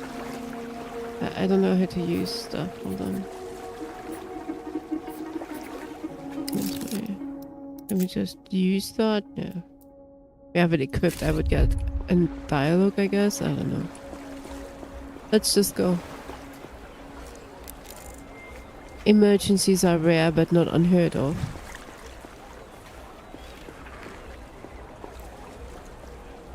Especially good new pieces today. The old woman flashes you a quick glance before returning to her magazine. The subcultural preservation of the humble pamphlet.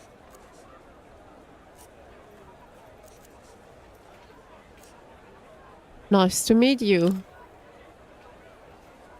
Kamuna has not agreed to be met.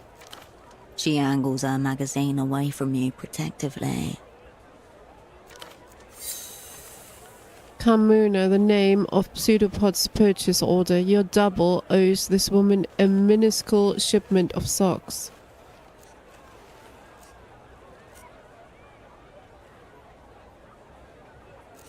What are you reading? Stories, articles. Nothing for the interest of yourself. You spot a flash of light from between the pages before she ruffles them away from you. She's hiding something in there.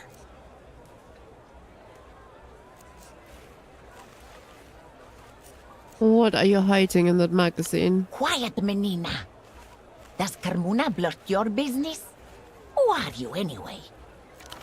She ruffles the magazine angrily, then looks up at something behind you.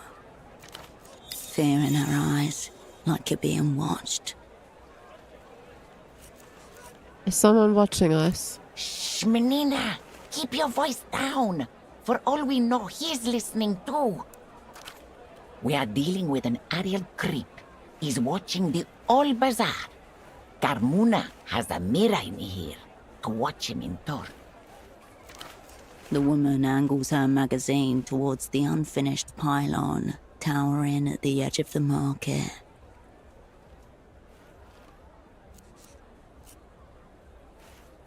Suicidal, been there, done that. Oh my god.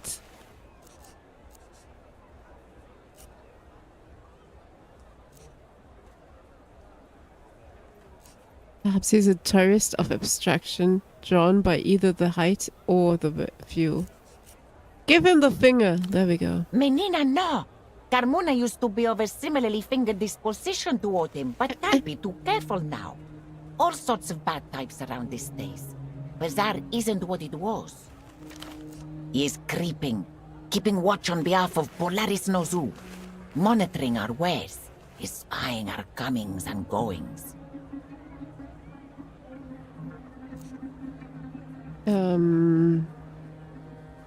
Can't be having with unspecified peeping. I'll go find out what he's up to. Be careful, Menina. Don't mention Carmuna. Go through that gate just south of here and keep going down. You'll get to him. I have lost my colleague, a superblock sock salesman. Has he been here chatting yarn? You? You're working with that nice boy?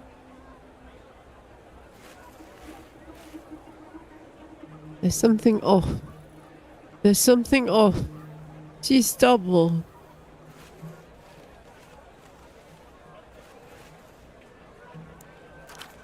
Her lips shrivel and her eyebrows descend, conforming into a mass of puckered disbelief at the center of her face. But he was dressed so nicely, standing so straightly, polite to Carmuna. And Carmuna thinking that there might be hope for us in the superblock.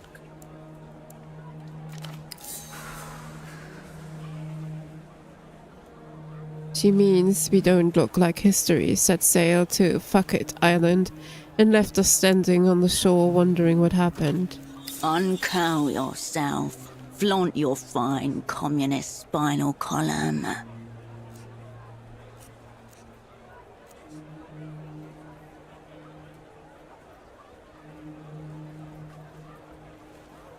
He's in trouble. Help me help him by telling me where he went. What trouble?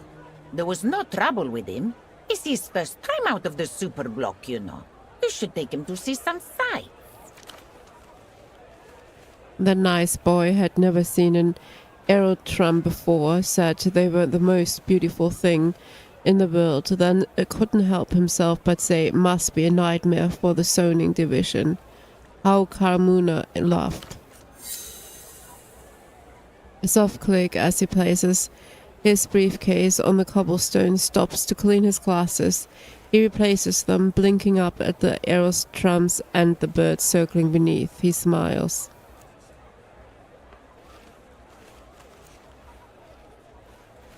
Zoning nightmares are no joke, they become real. Spawn places you can't leave. It's almost true, Menina, sorry. The phenomenon has nothing to do with zoning. People trap themselves. Carmuna will tell you all about your nice boy when you get back from the Ariel Creep. Any idea what this is? She looks sideways at the discs, shakes her head. It's a disc. Ask the stall owner with the discs, not the stall owner with the clothes, yes? Yeah, I'm sorry, okay? Okay, let me see what you're selling. Take a look through the rack to my left. No lice, no rips, no patches. When she points to the rack, you notice that her fingers are several shades too dark, as if stained with ink. Did something happen to your fingers? She sighs, but holds out her hand for you to see clearly. Stains from my days in the dye factory. Carmuna was one of the first and the last workers on the line before it burned down. All the old girls have them. Like a tree flaunting gnarled bark to the saplings in its shade.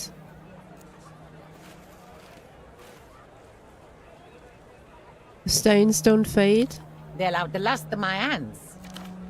I was here when they first opened the factory, dipping our arms into the scalding vats, dead worms floating on the surface, chemical smell rising up. I was here when the first girl developed a twitch. Then I felt it myself. Neurological affliction from the oxychromes in the dye. Progressive, irreversible. They fucked you up. All of us. I was still here when the manager announced that El Circo Número 3 was closing down because of market trains. I was here when the fire alarm started ringing too. Now ask me, was I here when the first stalls sprouted from the scorched concrete? And I'll say I was. And here I'll stay until the whole city slides into the sea. I have questions about this place. No time for chitter-chatter, Menina. She focuses on the mirror in her magazine, unperturbable. Alright, let's get rid of peeping guy. Bazaar's closing soon, Menina. Don't forget to check the racks. A row of mismatched clothing on wire hangers. You approach Kamuna's rack of clothing protected from the elements by a clear plastic sheet. No two pieces are alike. Second-hand old and newish fakes. Fashion has a short memory. Anything worn long enough to have been faked is already ancient. The racks sway.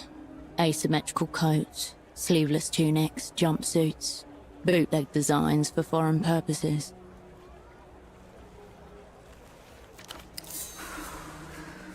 Kinda cool, but is that all you are, Cascade? Kinda cool. I'm a visionary of fucking cool. You're special and you know it. You deserve an outfit that tells everybody else that you know it too.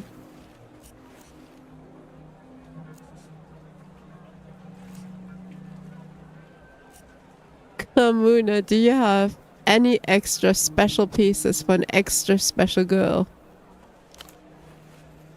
An extra special girl would not have to ask Manina.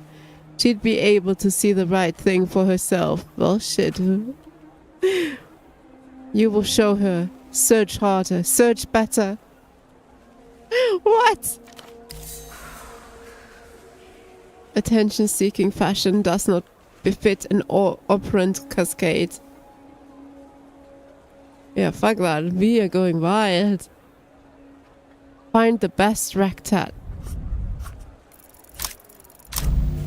Oh my god.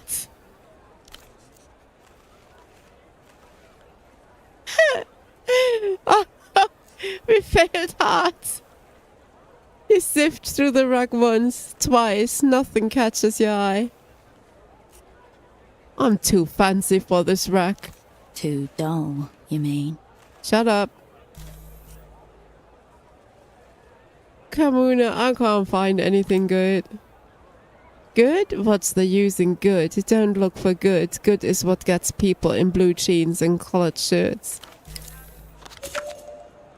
Check unlock Kamuna's clothes rack. It's 72%. Come on. We got this now. Are you fucking with me? You fondle each garment with care. Again, you fall short in the pursuit of cool.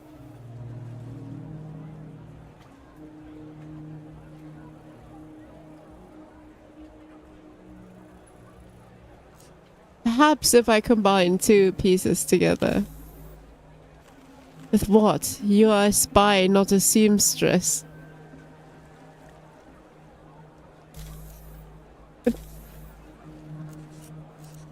Buy something. Hangers scrape against metal as you thumb through the racks. Foreign material shifts under your fingers, cool and unfamiliar. Brown sweatpants. Leather trousers. Oh, they're too expensive. A maxi skirt. We need the cowboy boots. Look, they give points. We get an extra shadow play point. Are we buying them? We're gonna buy them, aren't we? For the lazy? Yeah. Yeah, go on. I wanna buy them. So lost. Oh, that's all for Keep now. looking. You'll find some. I'm done You here. turn away from the rack. And we have no money. Wait, what do those... Do they give something? Oh. -1. Wait, what? No.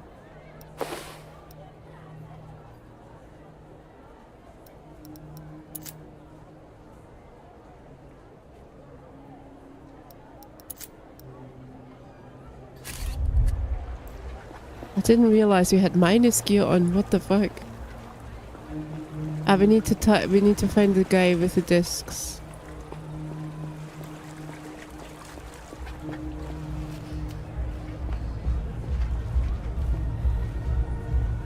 This guy? Excuse me. Can you take a look at this? That's a trap. That's a trap. The young woman turns from a stall of party wigs and beaded necklaces to thrust a photograph onto your nose. Is it porn? No, nothing like that. Please, just look. Just checking. She raises the photograph until it eclipses the bazaar in front of you. The photograph shows a robust man well into his 60s. He is unremarkable save his eyes, which are magnified to comedic proportions by the thick-lensed spectacles in front of them. Have you seen him before?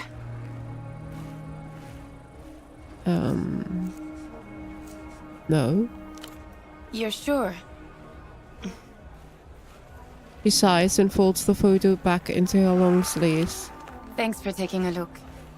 Wanna buy some costume accessories?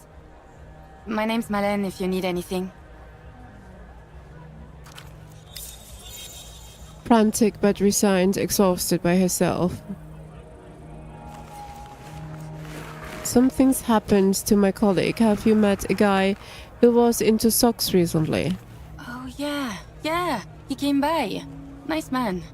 Talked a lot about socks. Tell me about him. He was, normal.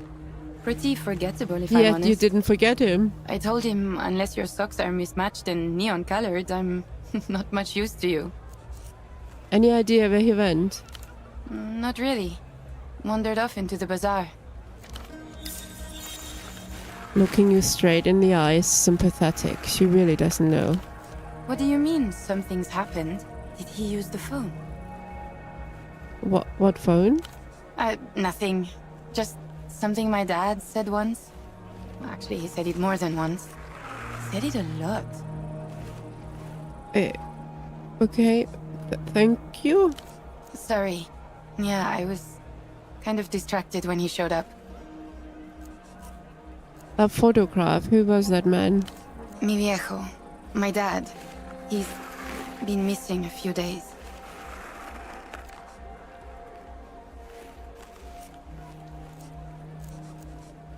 A few days is barely missing. I was away for years. Nah, let's not do that. Let's be nice. Sorry to hear that. He probably just started walking and got lost. Old people do that kind of thing. Her eyes are bloodshot, hair greasy. No sleep, 3, maybe 4 days.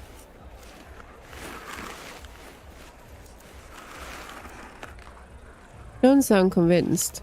I'm just worried. I told him watching too much TV was making him crazy. Television has advanced enough to destroy minds. Since you were last out of the superblock, please, yes. Anyone regularly listening to Bagman's sermons on reality could easily lose the grip of the thing.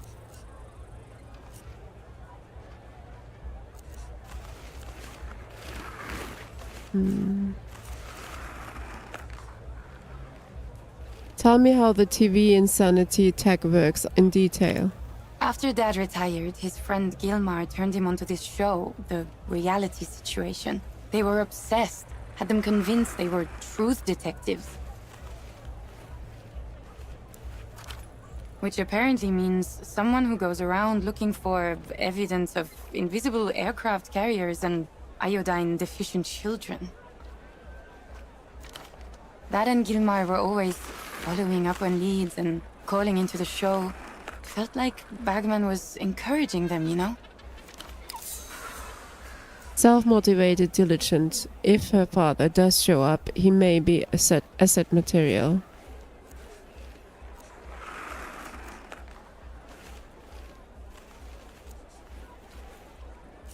Sounds like he preys on vulnerable men? No.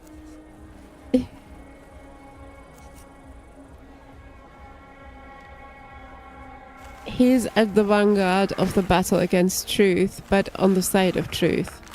Oh, so you're like into that too? Maybe you'll get this then. My dad developed this insane theory about the payphone to the western exit of the bazaar.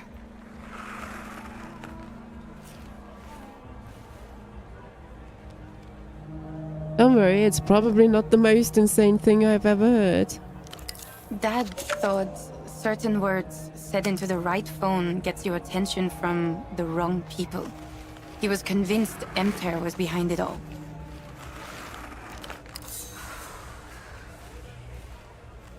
Emter, aka One Empire Sans Territor, aka the Bank, richest intelligence service in the world, a long-time enemy of the opera and therefore you.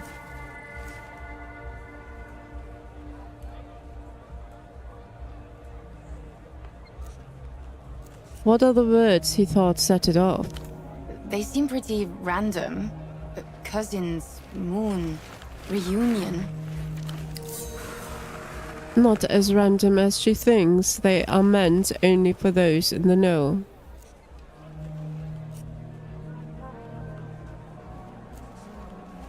How'd he know those were the words? His friend Gilmar called him from that phone after he'd spent the night following around some Emter guys. They were both big into the conspiracy stuff. He'd overheard something and was explaining it when the call just cut off. My dad went by his house the next day, but Gilmar wasn't there. So you're saying 2 old men have gone missing? Mm-hmm. I asked my dad if the phone call was a nightmare or if he forgot Gilmar was going on a trip. I thought maybe the show was getting into his head, you know? Dad really believed it though. He looked for him for 2 weeks, reported him missing to the GMs. Nothing.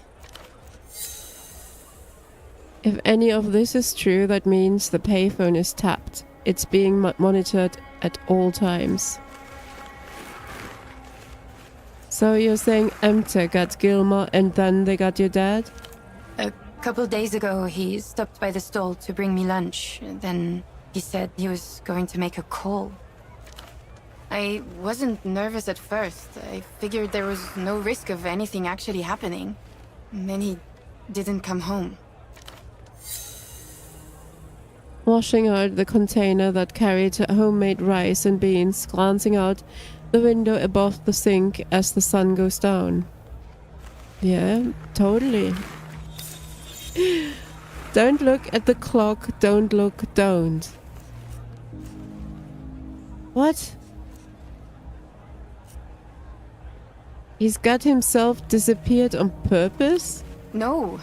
I mean, he just can't leave things alone when he gets an idea into his head. Momentarily, the numbling from the nearby stalls hushes, listening. The mumbling.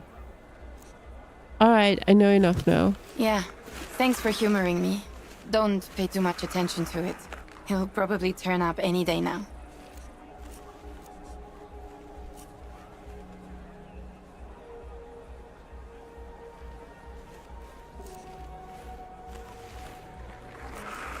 Are you sure there isn't anything I can do to help? You could keep an eye out for him, maybe? I just want to know if he's okay. Anyway, you want a wig? I hear they make you fun at parties. Where is this allegedly tapped payphone? Why?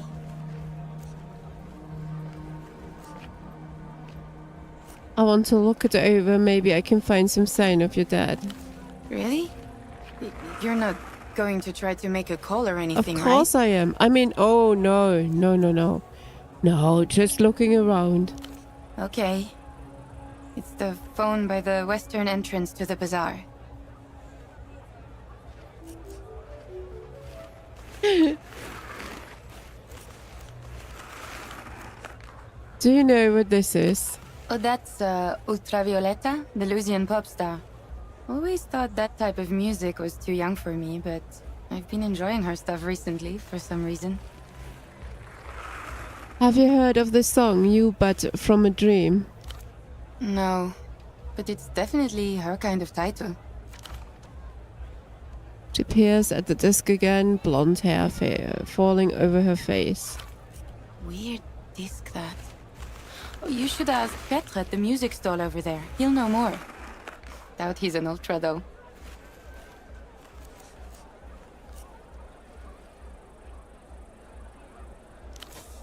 Yeah, they're right there. Take a look. You can buy a wig. Oh no, buy the hairsets. Nerve +1. Oh, what shall we buy something? Entanglements +1. Dance into the night, then vanish at first light. Be remembered for your moves and all the synthetic pink hair you leave behind.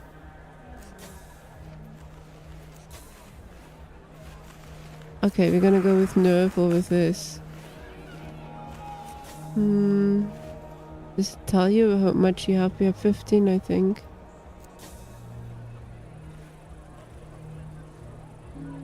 Yeah, 15. Well, obviously that is kind of our weak thing, isn't it? Anxiety, but delirium as well. Let's get some nerve. That'll look funny on you. Yeah. Cool. You need anything else?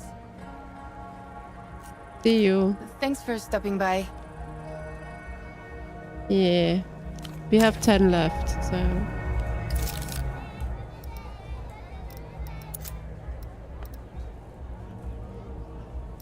Where can we put that? Wait, it has a beard? Wait a second. I did not see a mustache. Well. Alrighty.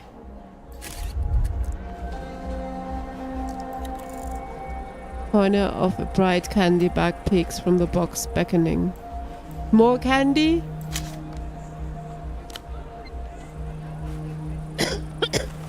Fatigue +2. Gain status calming chewing.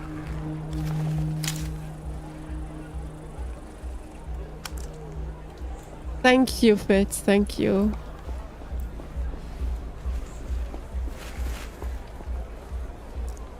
It's not Scorpy! A mass of soft animals. A vertical safari of stuffed animals.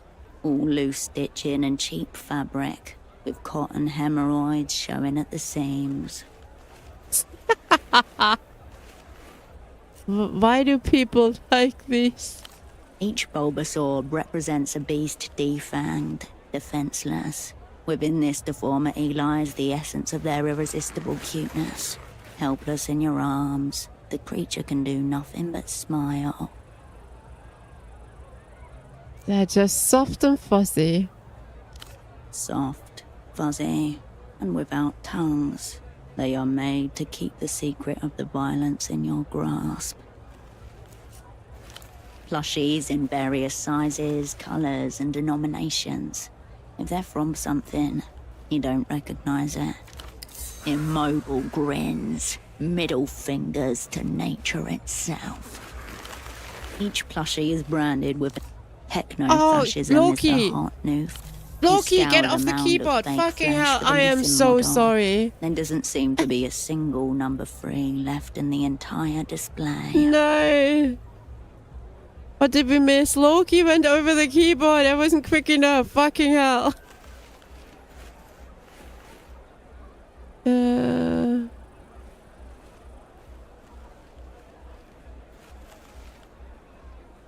Well, we can't go back. You score the amount of fake flesh for the missing model. It doesn't seem to be a single number 3 left in the entire display. Where is plushie number 3?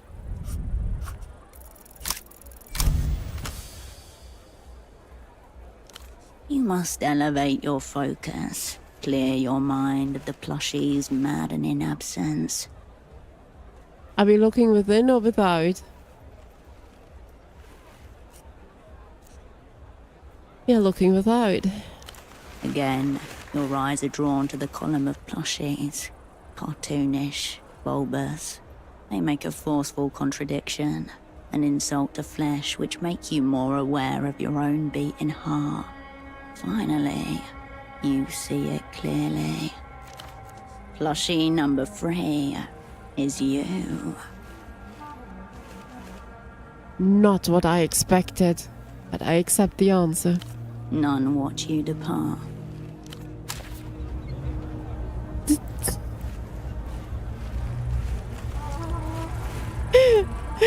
No way, come on.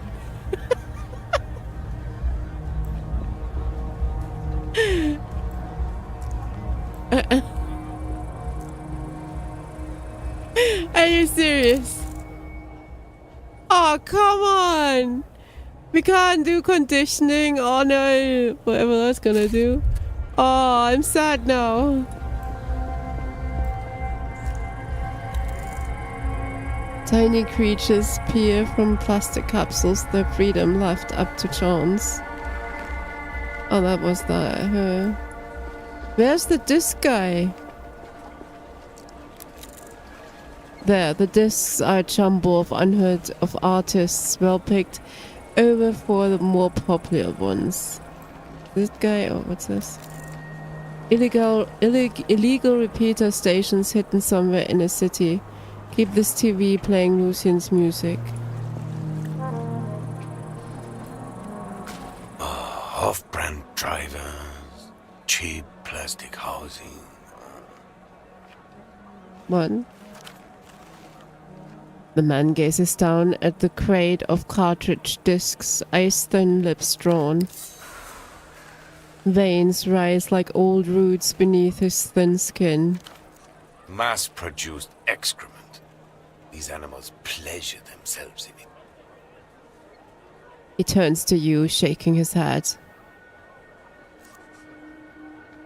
Who is pleasuring themselves? Collectors, art students, tourists, tote bag owners, the whole dim herd. You see this? Each one guaranteed for 10,000 replays. Obscene. 58%.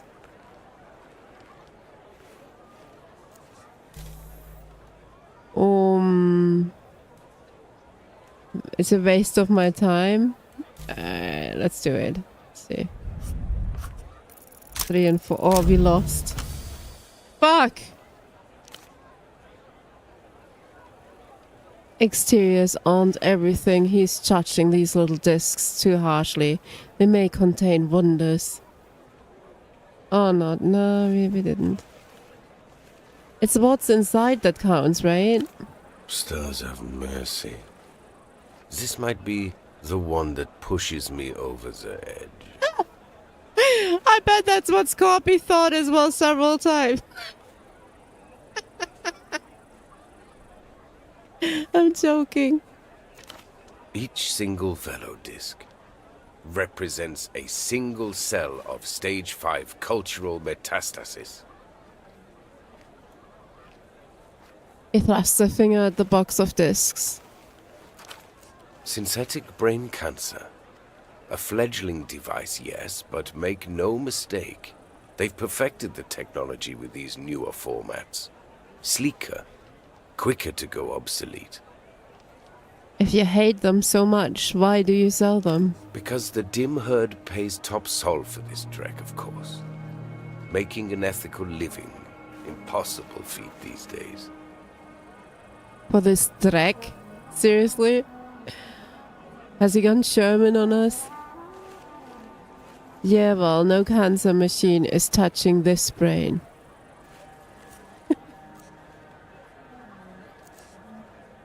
Let's play him. Let's play him. Friend, you're already terminal. Typical replayer arrogance. Well, shit, that's not. No entries found under replayer for filing under insults. Incomprehensible. Prepare yourself for a conversional landmine field. Oh no! Go ahead. Browse away. He sighs My name's dramatically. Petre. If you need anything, I'll be here. Lamenting what's left of the culture. What's a replayer? Picture a dog that shits, then eats it, then shits again. That should give you some idea. Interesting. People are what they consume. I'll say no more. It's less an option, more a criminal sentence. I think that I can't put that. We need information from him. Do you insult all your customers like that? On the contrary, it's my customers who seem intent on insulting me. I haven't met a customer in a very long time who even knows what an Einzelton XR is. Yes, let alone German. appreciates the format. Tells you all you need to know about the current state of the home media world. Very German now.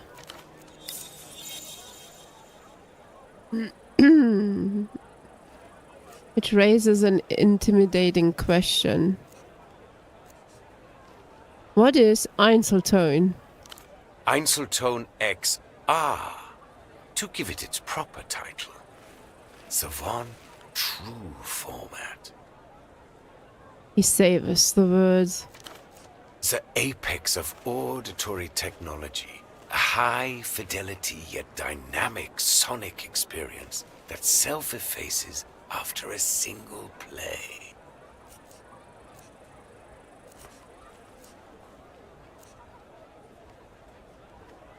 What's the point if you can only listen to it once?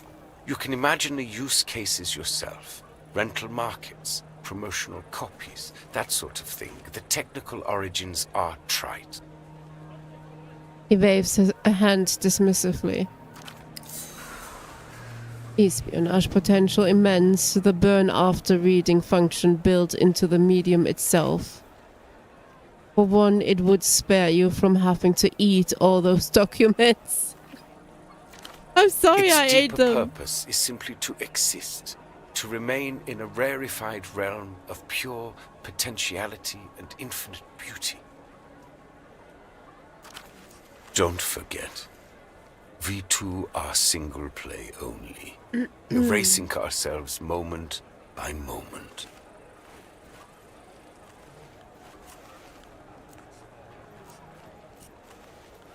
What does the XR stand for?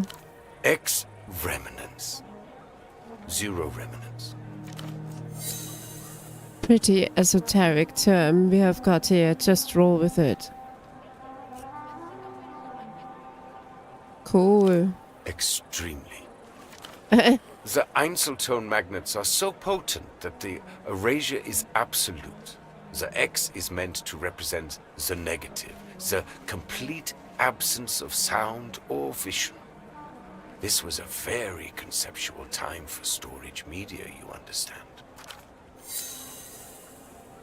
Portal Firo at the break of the 60s. A teenage boy sits on his bed and gazes at a full-page magazine ad for a brand new single-play format.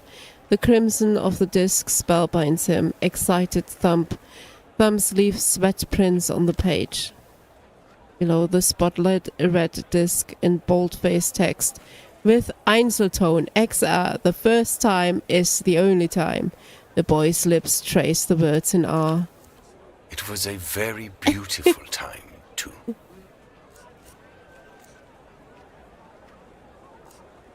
So, have you ever actually listened to one of those discs? What do I look like to you? A common replayer? Oh, gasp. The way he pronounces that word reminds you of old religious women spitting out curses before sanctifying themselves.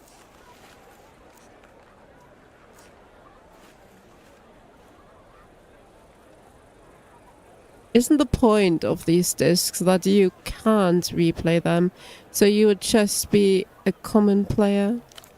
Oh, so you're a semiotician now.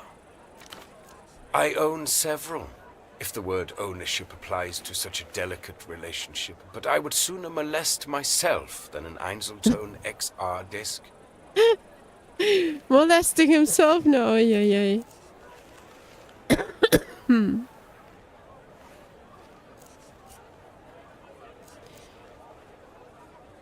How does it erase itself?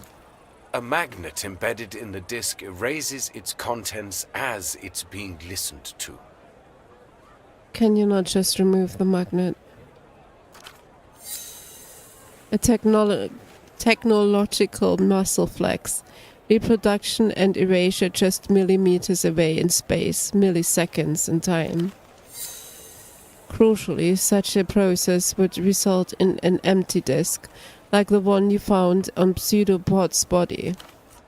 As in life, everything happens only once. Replayability is oblivion. The end. What happens to the Einzeltone disk once its contents are erased? It loses its resale value, and the uninspired replayer who listened to it loses a piece of their soul.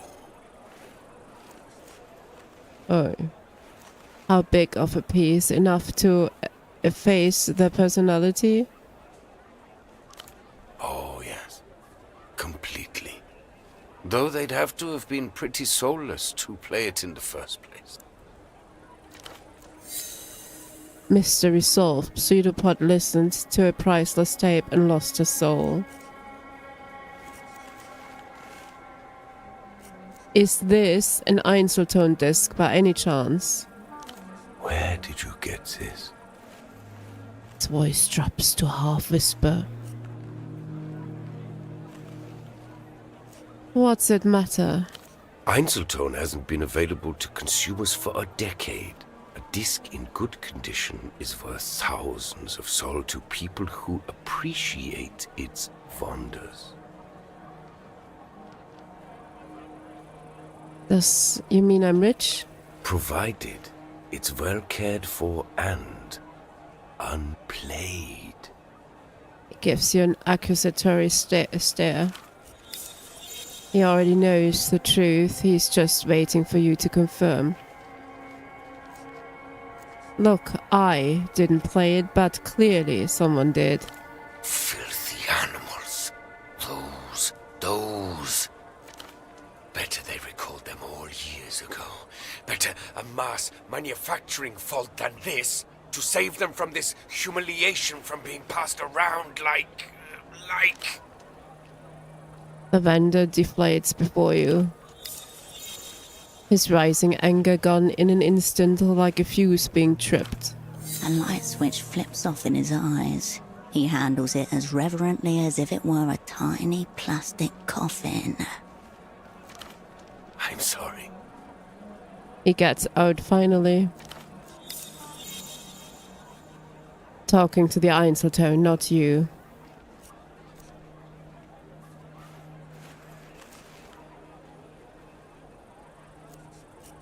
Any idea what the title means? Ultravioletta, you, but from a dream. UV can only be ultravioletta. Degenerate Lucian Electrodross. There's a new fabricated star every day, it seems. But she's the top of today's pile. As for the title, probably the works of a brain-dead marketing committee.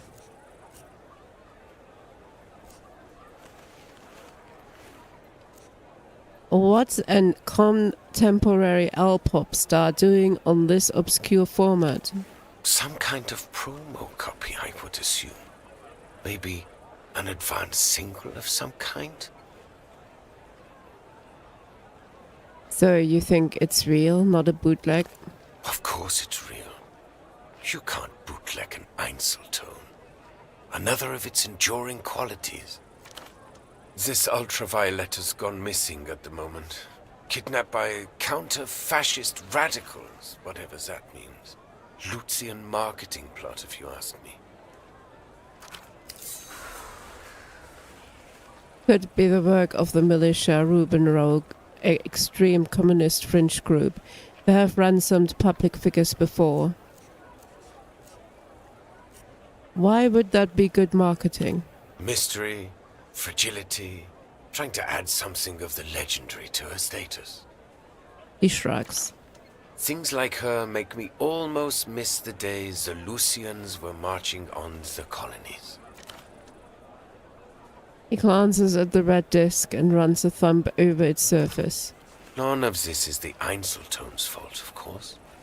They can't control what gets seared upon them. Even though it was empty, I listened to it. It made me feel pretty weird. Any thoughts on that? Yeah. I assume fondling a human corpse would also make you feel pretty weird. He shakes his head. You did a little of that too, but no need to mention. Well, maybe not use the word fondling.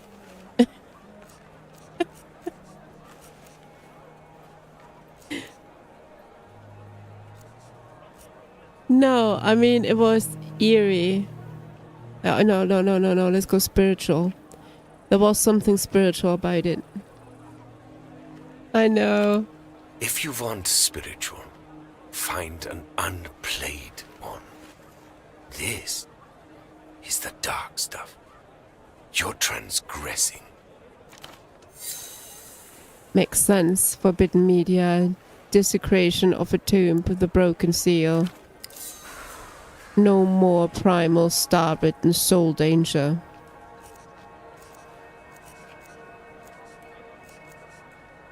It's in a better place? No, I'm afraid it's not. Slow motion No shake more of his head. potential, only anti-potential. Anti-potential. Replayability is oblivion. The end. There's got to be some way to recover what's on it. You seem to have misunderstood my soliloquy. It's done. No mass. The beauty and the tragedy of the format. I hope you dispose of it with dignity. I think a private ceremony would be most appropriate. He looks sadly down at the disc before handing it back to you.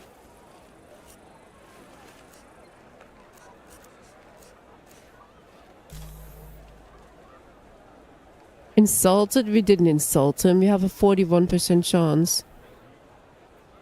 We need to roll 8.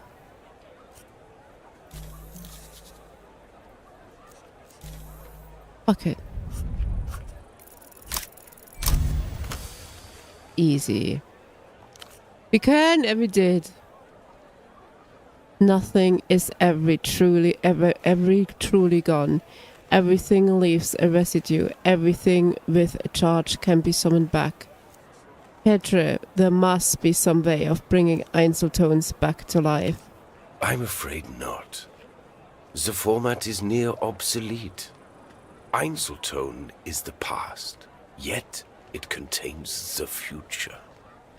How exquisite. No, I mean there must be some way of reconstructing the media on them. The vendor recoils as if you just spat at his feet. So, your question is, Petre, how do I reanimate a corpse?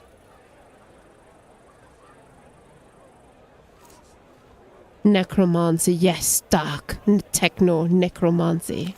I would class it as necrophilia, actually. I'm not gonna yeah, I'll be honest.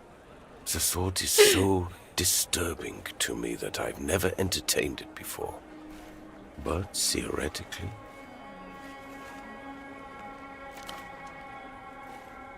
You have left the realm of reality and are hacking the firewall of techno-philosophy. Theoretically, it might be possible. You would have to repolarize, re-reminence processing, probably a concentrated magnetic flip, neodymium grade. It would involve some custom gear, no doubt, but my answer to your distressing question is yes. I think you could.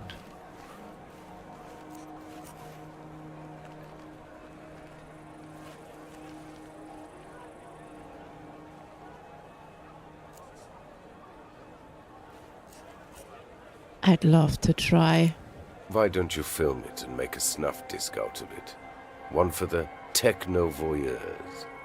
Wow, this guy is deep into it. Holy shit. Don't ask me about this again.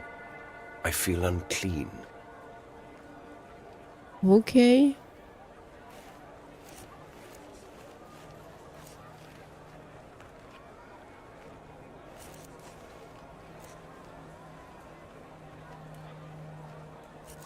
A colleague of mine got into some trouble. I think he came through here. The vendor's eyes narrow behind his orange lenses. This is a media store. Not the missing persons division. Bother one of the GMs with questions like that. The Guardia Municipal Street Cops. He pruned the conversation forcefully, artificially. There's more. You seem like a man who remembers his customers. I try. So most of humanity fades into an indistinguishable morass of banality. His expression softens. This colleague, what does he look like? Average height, bald spot, brown jacket. Honestly, someone you might easily forget. The sock boy. Why do they always... Dialectical-looking glasses. Air of advanced virginity. Air of advanced virginity. Nice. Why do they always say he's forgettable, yet everybody remembers him? Wow. Back in photo 24, your would-be double gurgles his ascent.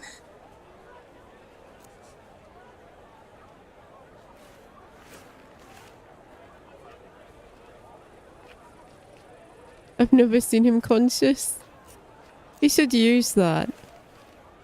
Maybe he gets the idea who listens to the disc. I can't speak to his general aura. I have never seen him conscious. I said nothing about conscious. I encounter 2, maybe 3 sentient beings per day. But yes. Yes, he came by here. Little communist lost. Adrift among the many wonders of the free market. The clothing vendor said as much. First time outside of the super block. First and last.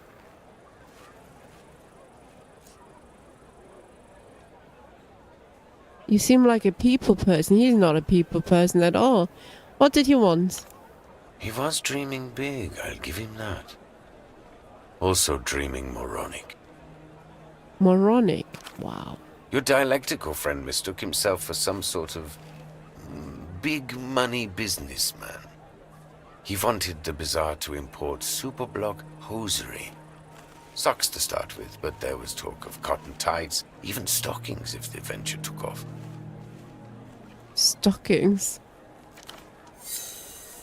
Making inroads with his persona, competent in theater, at least for this period of play. Operant broomstick up his ass, not our kind at all. Did he buy anything from you? No. And to be honest, I wouldn't have wasted the stock. He seemed immune to music. Did you two talk formats? You're joking, of course. He didn't even know what a velo disc was, let alone an Einzelton. Of course, At a certain point, I'm just debasing myself. No joy on this sock scheme of his, I take it? Of course not. I don't sell socks.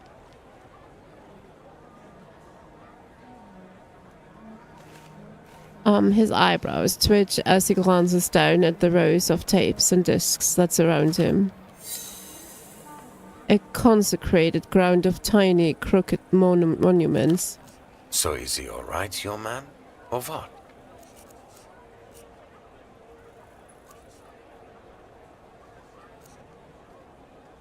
I don't know yet. That's why I'm asking around.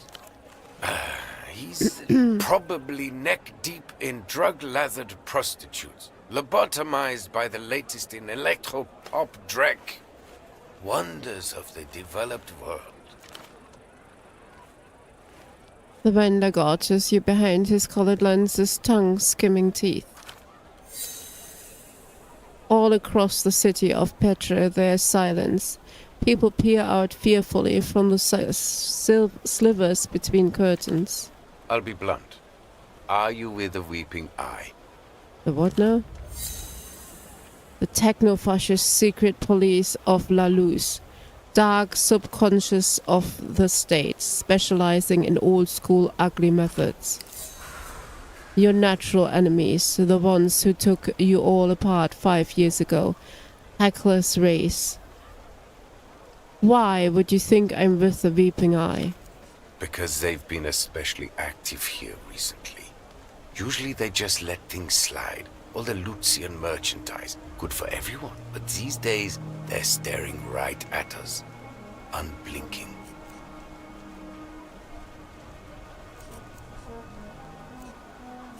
I gorge eyes, especially weeping ones. If you ever expand to ears, let me know. My point is, your colleague was asking questions. Now, something's obviously happened, and here you are, also asking questions. Given the current climate, no one wants to answer these questions, least of all, me. Then point me to someone who does.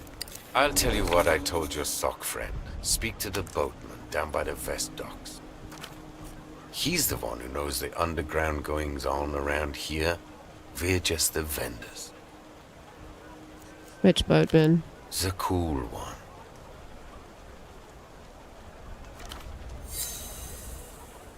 In his baroque hierarchy of shame, cool was just under replayer, the cardinal sin. Excessive sunglasses. Relaxed aura, likely on a boat. No way of confusing him. This has been helpful. Wonderful. Now for all our sakes, please say no more.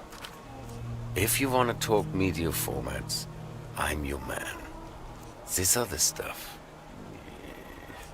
He shakes his head, looking uneasy. Have you seen Mullen's father around here at all? Missing? Is he? I'm not surprised. That fool and his friend would wander into the jaws of a lion if they were told to.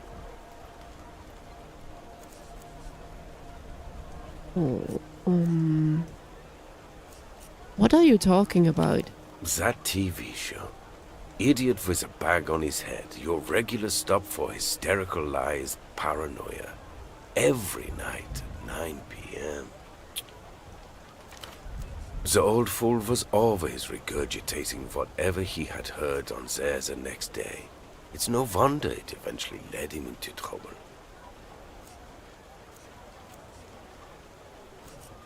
What is left of the culture? Culture?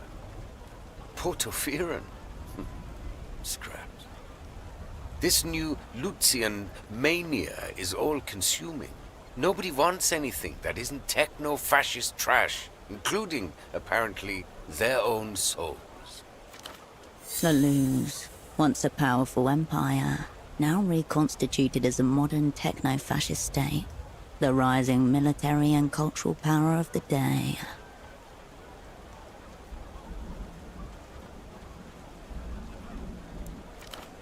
Obsession with foreign imports. Sufferers of so-called Lucian mania will consult the wall.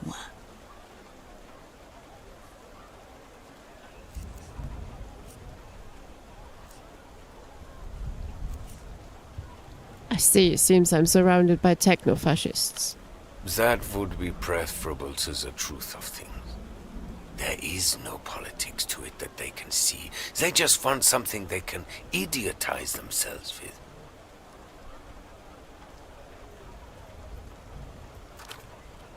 You'd think we had run out of brick walls. I take it this means Luz hasn't managed to make it into wherever you're from. Good for you.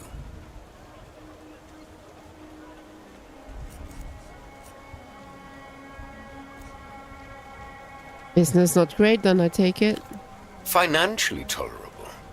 Morally abhorrent. Every day there's new formats, categories, each one more depraved than the last.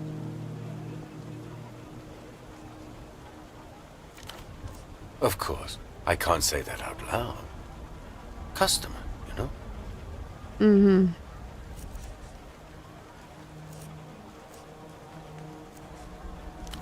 Shelves are over there.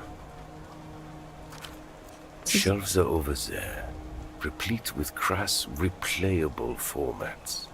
Like I said, gorge yourself. Catch you later. Maybe not. The bazaar is closing up soon. Wait, are we sleeping somewhere or what? Cultural molestation.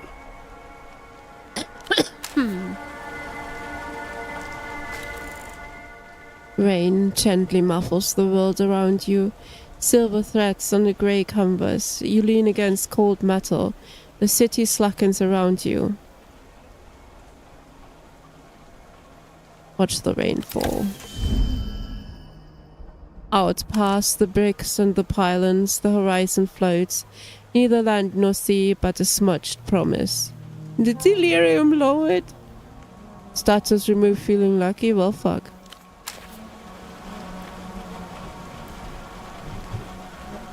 A low, tilting shelf marked in heavy block letters. Despised subgenres.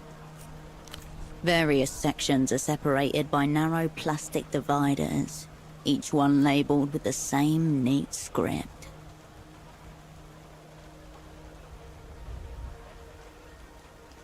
Look at the discs in the back.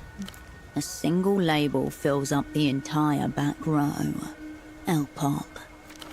Lalouse's state-sanctioned popular music format, algorithmically optimized, ideologically vetted, and chemically catchy.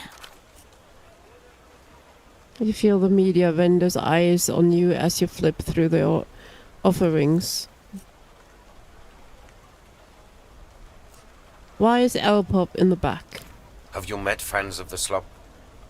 If I leave it out front, I'll spend the evening scraping fluids off the jewel cases. What galls me is that it doesn't matter how I label any of it. These animals thank me for being thorough, then buy two. Look at the closest row. A baffling assortment. Hairdresser music, children's choirs, self-love anthems, opinionated female vocalists, and too many keyboards. Nice assortment. The labeling and sorting is as meticulous as it is uniformly disdainful. Okay. More labels. Made for pederasts? What? Made by pederasts? Pretentious time signatures? Yodeling? Ululations? You're not just flipping through records, you're going deeper into Petra's Museum of Loathing. The care placed into the organization is itself an act of love performed hatefully. That is a nice sentence. An act of love performed hatefully. Okay, I like that one.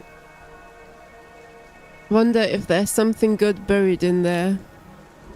You try, but it's difficult to find something you're interested in while wading through the labyrinths of the Samen's disdain. Whisper funk albums, kazoo devotionals, a breakup meditation EP, an album covered where the singer hugs themselves in the mirror, track lists with 9-minute-long affirmations, a solo project described as ecstatically, oh god, I can't. It's cool. Almost as though you already knew what you were looking for, you turn straight towards the made for pederast section. Let it happen or no, abort. Let it happen.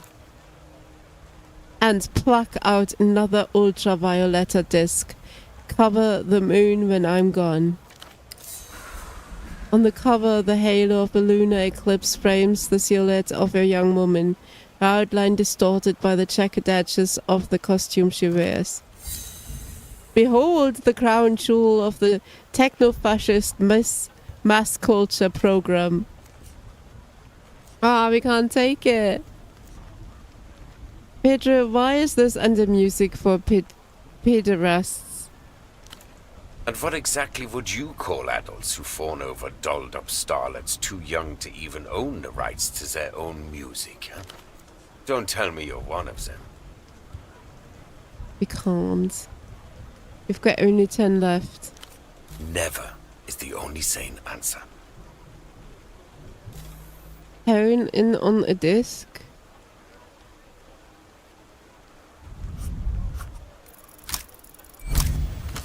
Oh, hell yeah. Reason will not help you here. Close your eyes and let your hand seek out what it wants. There.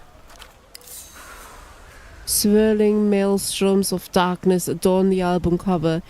Intricate but hardly visible patterns of black on slightly darker black. The band logo is an illegible scrawl allegedly composed of letters in a human script. On the spine you find the title Blood Golem. What is it? It is what your hand wanted and found. Violence, an all-out auditory assault. Its condition is pristine as though it were pressed yesterday for us and us alone. Look what I have here. The salesman raises his eyebrows with a surprised expression. Still crass music on a crass replayable format, but at least it's not an active attempt to idiotize the population. I'll give you that. I might come back for this. He nods curtly. Move on. We've got 2, we need 50. 50, whatever it was. Turn your attention away from the shelf.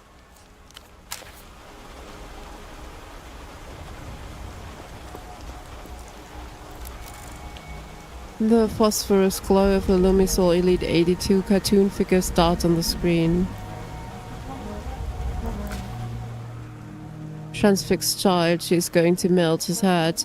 The girl leans in closer to the television set. On the TV, a giant wolf-like creature stands up on its hind legs and howls. Its fur bristles gold. Dangerous, mythical, electrifying. No wonder the kids are watching this. What is this? Shh. Suddenly, the beast roars and light floods the screen. It's followed by a wet, pulpous sound. An acceptable mimicry of a skull liquefying under extreme thermal stress. Are you sure the kids should be watching this? Ecstatic wolf is awake. The boy grins at the television, gripping the toy sword in his belt a little tighter. LED lights are distributed evenly along the blade. Durable PVC hilt with textured grip. Impressive armament. Nice sword. Where is it from? It's from the best show ever, 66 Wolves. They make it in La Luz. And what is 66 Wolves about? Is it about 66 wolves? It's about a girl who has 66 chambers in her heart, and each one contains a wolf, and the wolves came out to make war with the angels because they want to take over the world. And the wolves have sick weapons and really cool attacks. He gestures at his sword. This is Tyrant Wolf's Flaming Claymore. Did you buy it from one of the stores around here? No, he frowns, slightly offended. It's one of the real ones. He means it's not from the bazaar, but from La Luz. Our aunt bought it for him.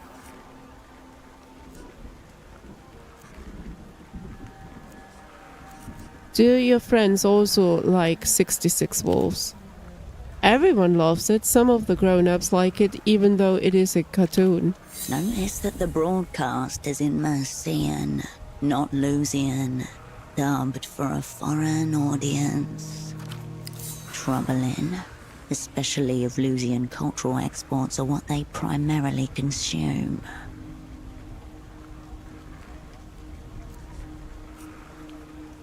Is there anyone who doesn't like it?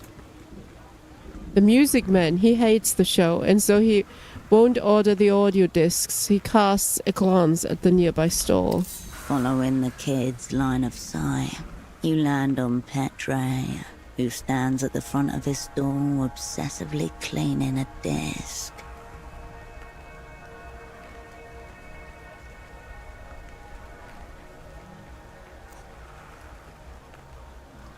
He does strike me as a lame tier. Well, maybe he should stop then. He says he won't sell the music disc because it would poison our brain with sonic excrements. Want me to talk to him? Well, maybe, he frowns, but it won't change his mind because he's a loser. What about Portofrian cartoons? Do you watch those? I don't know any. He turns to the girl. Do you know any, maybe? Wait, I remember those from when I was little. There was one with puppets arguing a lot and another with a green cat who was also a thief to help people. Neither sounds terribly enticing. Why are we asking about that? Giant arm wolves are clearly superior.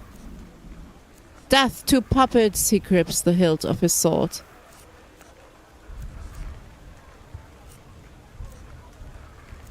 What do you know about La Luz? It's the place where they make all the cool stuff. It's not like here. She leans closer as if sharing a secret with you. I bet they even have flying tuk-tuks.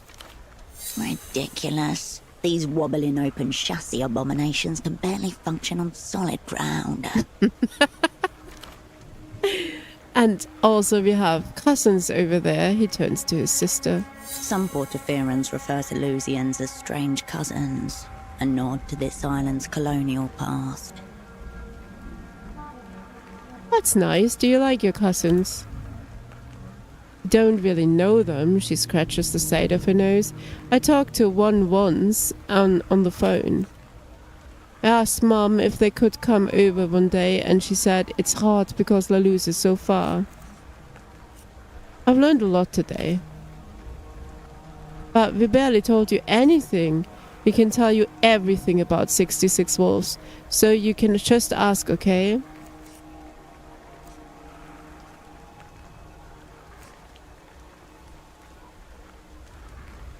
Are there a lot of 66 Wolves products out here? So many. There's the weapons and action figures and t-shirts and stickers, backpacks. He hesitates, gripping his little finger. Trying not to lose count of all the cool stuff he doesn't have. But the best are the drinking cups. Everyone wants those. Tell me more about these cups.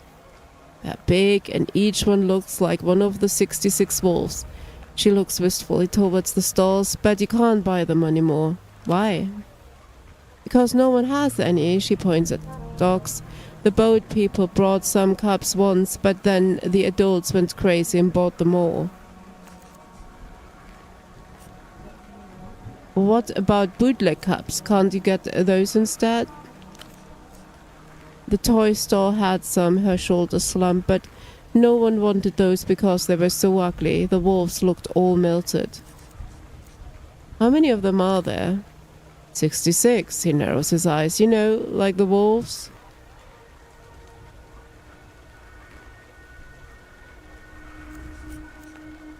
Yes, of course. We've only seen the ones from a redemption arc. All the others you can only get in La Luz, I'm pretty sure. The redemption arc has 6 cups. He spreads out 5 fingers. There's Tyrant Wolf, Placid Wolf, Dream Wolf, Critical Wolf, Stubborn and Eager Wolf. Alright, collect them all. Collectibles. That's it for now, kids. Alright, he looks at you perplexed. So what now? I don't know. Would you be willing to part with that sword? Why would we want the sword? My sword? He clutches it hard. But it's my sword. I need it. A child stands no chance against your training. Wait. We're not killing a child for a sword, are we? Let's be logical. Whoever needs it more, you, obviously, should have it. Why would we want the sword? Even what the... Why would you take this from him? He clearly treasures the toy. Why? What do you need the sword for? I mean, us, not him. I'd only borrow it for a bit. He glances down at the hilt. For how long?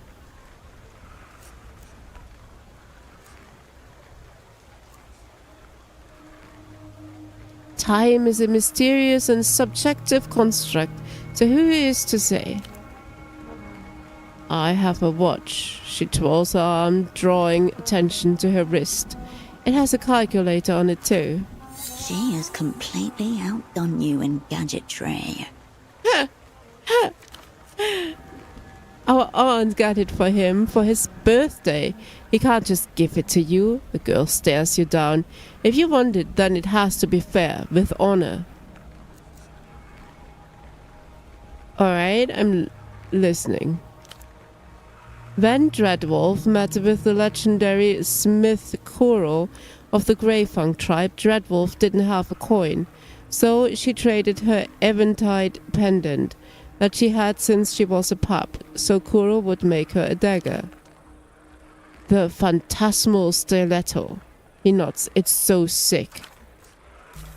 So you have to offer something big or else it's not fair, and he keeps the sword. Weave a tale worthy of the sword's poetics. Come on, we gotta win this one. Go on, 41% was it? Come on. Yes. It's simple. Tell them your story, but tell it in a language they can believe in. Bet you kids never heard of Ultra Shadow Wolf. We know all the wolves. She turns to the boy who nods. That is not one of them.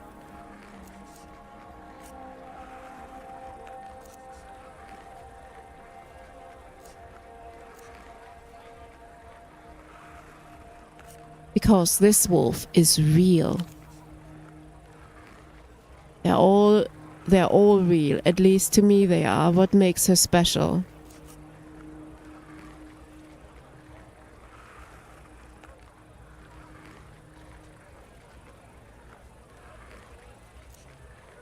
Demons barred her from the great archives. She can never know the truth. Wow, so how can she get rid of it? You will never guess. Killing all the angels. Tell us. Only the sword of redemption wielded by a human boy can help. A weapon to break the curse. He looks down at the sword. The prophecy said the boy would do the right thing. He would save Ultra Shadow Wolf with a simple gift. Slowly, with great care, the boy lifts up his sword and hands it to you. The shadows are grateful. I hope it helps. Item gain, Tyrant's Wolf's Flaming Claymore. I don't know why we wanted that even. I have some questions about you two. Do we? Swordless boy. You can ask us about whatever. No, I remember what Mom said. The girls cans the bazaar, the knots. Okay, you can ask some stuff because there's people around and I can scream real loud. The girl's instincts are commendable. The boy's a disaster in waiting. I didn't know I needed the sword, and now I've got it. I don't know what to do with it. The boy clearly didn't need it. I mean, you know, he gave it up so freely. It's up to him. I mean, come on. It's mine now, bitches. For whatever reason.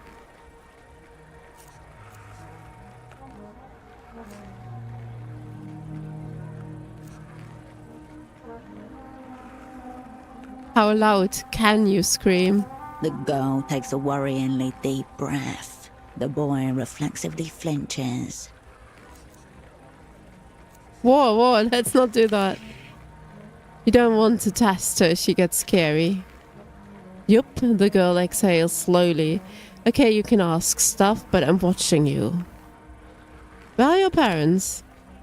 Mom's at home, we live on a boat. What about your dad?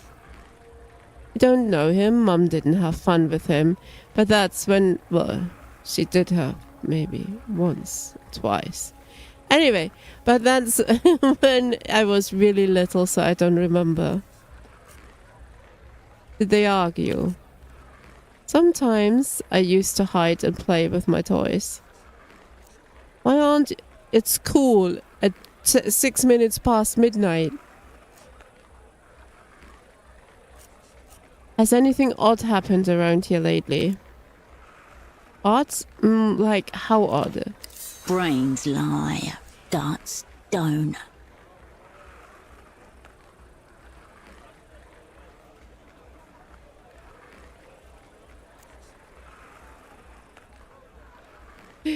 Like the adults acting differently than usual.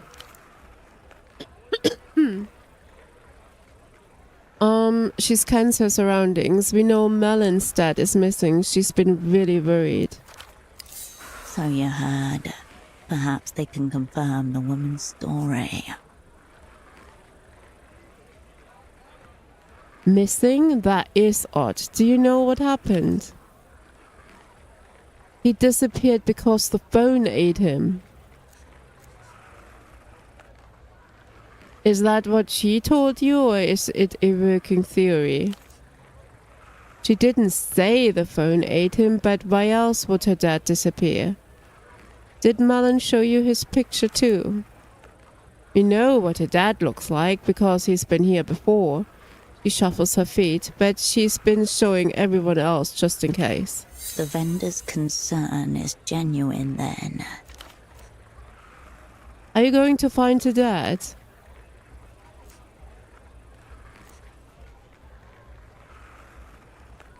I'm going to find the people eating phone. Father's optional. Well, as long as it helps Malin, I guess that's fine. Can we talk about less sad stuff now? Have you seen someone new around here? A man in a suit with glasses. The music man wears glasses and sometimes double glasses. It looks dumb. It doesn't mean him. He's been here since forever. The girl shakes her head. And he doesn't wear suits. Yeah, they have no idea. Why aren't you at school, fuckers, at midnight? Why aren't you at work? Without thinking. She's been asked the question more than once. Ah.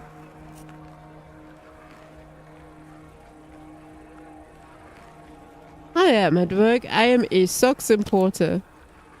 Well, we don't need socks, so she crosses her arms and there is no school today anymore. Wait, or tomorrow. No school for 2 more weeks, yay. How come? That's how it is now. We have 2 weeks of school and then 2 weeks of nothing. Antonio's mom said it's because foreign politicians. His nose wrinkles in thought. He's my friend. He lives in another houseboat. Portofiero's rampant privatization has hit its public infrastructures too.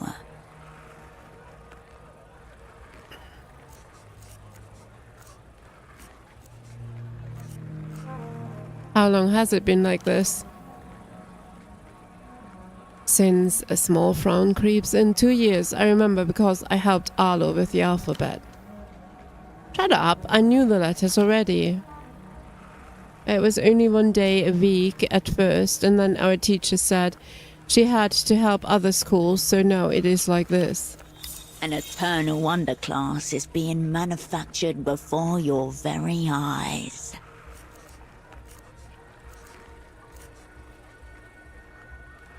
So in the meantime, you just wait? No, we do loads of stuff, like watch TV, and sometimes I go to the canal with Antonio and the others. We have homework. I make sure he does his. She looks towards some distant point, but it is not the same. Well, okay. Some random kids. Why are we talking about school politics and parent random shit, taking a sword that we don't probably need? And now we are feeling sorry for those kids? I don't give a shit. Start gathering friends and rocks. You need to take it back yourselves. There, that's more like it. Like how Cunning Wolf did it, he started the Moonlit Brigade and went to liberate the Hollowed districts. Yes, exactly like that. We have knives at home, just need to aim for the stomach. That's a stupid idea. Can we talk about something not stupid now?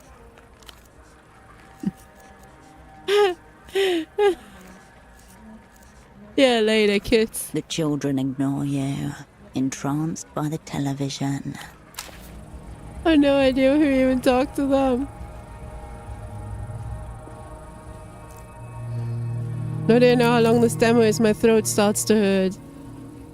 Keep closed at all times.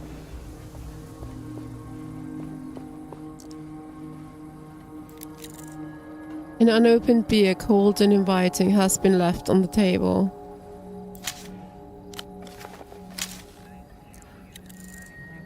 An ad for fried mantis shrimp, fat crisp, begging to be had, I guess. I don't know.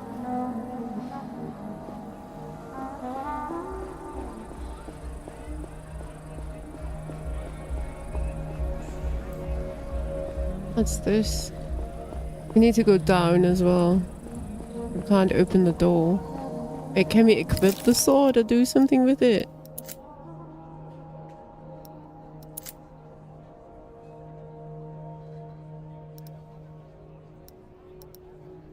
Oh.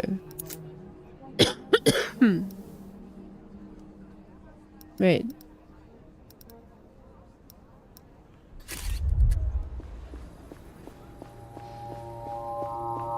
So it's an equipable that gives you extra stat points. That's that. So you're running around with a child's toy.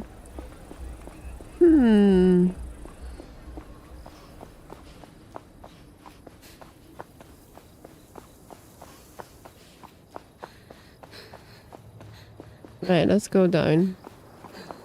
And try the gate again.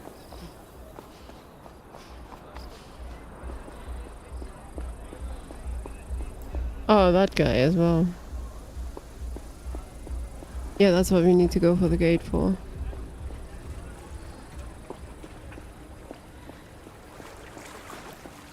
The gate is bound to the pole by a thin rust speckles your finger.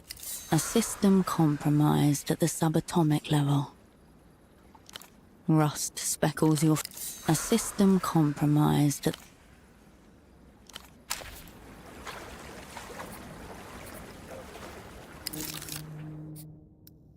If you have anything...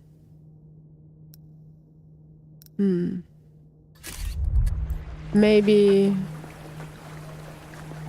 The poison lady from the Photoshop has something that could help with the... with that.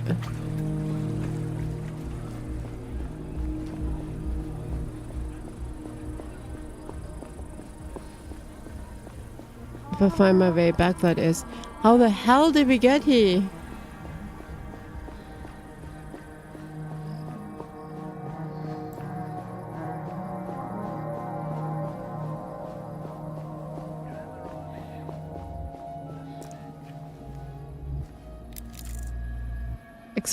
Exposed ventilation pipe big enough for a fool to crawl through. We have a manhole somewhere? or something.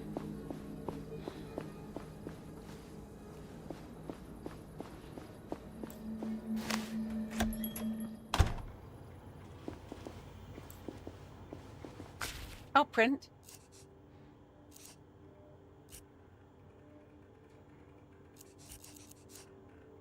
If any faxes come through. Our strange cousins across the strait? What's there to tell? This city is like a little scrap of meat fallen between the bowls of two large dogs. One day we're going to wake up to find one of them has gobbled us up while we were sleeping.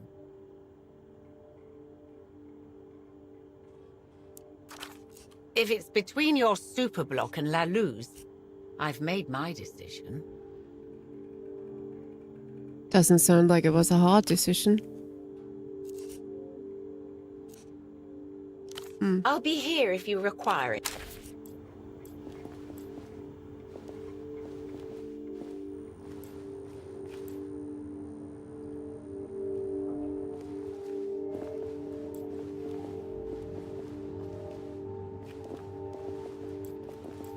But we can't sleep. We can't get past the gate. We need to find the phone. Let's see if we can find the phone. The magic phone. It said somewhere at the bazaar at the west. I think. Map? Map? Map.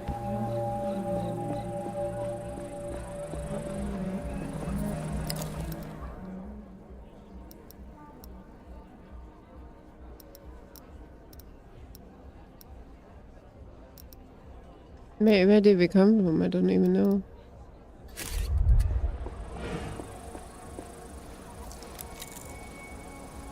Contraband is punishable by law. Oh, is that the phone? Oh, there, wait.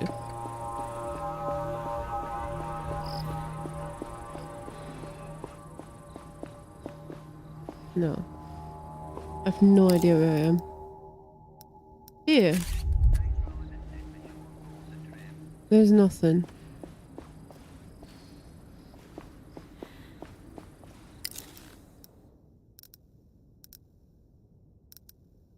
There's another phone up top to the right. Wait.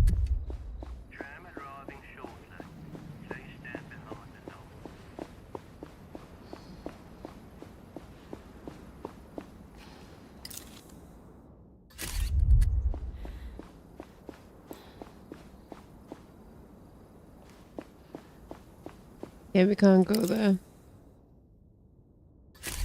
There's no way. Guys! Help!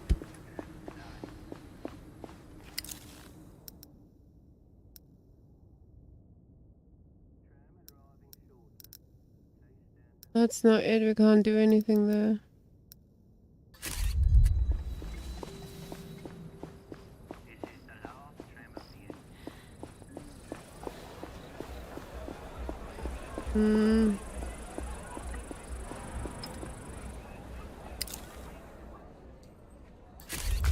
The fire exit stands conspicuously ajar. Someone has wedged it open with a ball. Wrong. Ball wants to play, not wedge. Who did this? Nobody is paying any particular attention to the door, or seems close enough to care. Suspiciously nonchalant. It's a pelota ball, the local variation of handball. Pelota balls are not designed for use as doorstops. Someone has elevated this ball to contraption status. Wow. An affront to workers' safety. Confine it to the gulag of the pocket.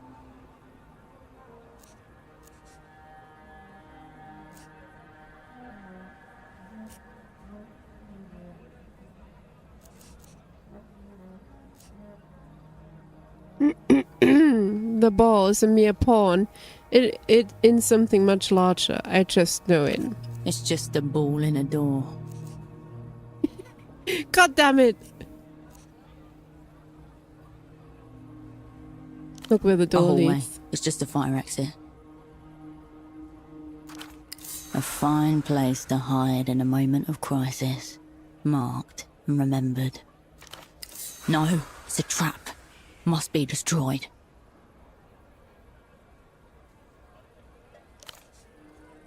You emerge into the rusted insides of a diseased mechanical beast. The only light comes dimly from above a set of steel stairs, which you alight carefully, gripping the cold railing.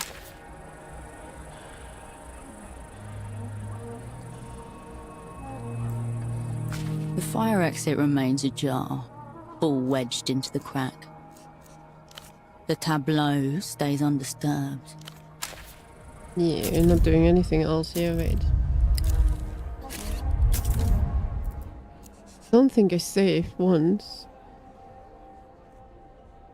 Oh, it's saved here. Alright.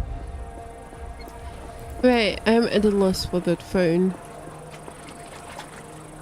Wait, we haven't been here, have we?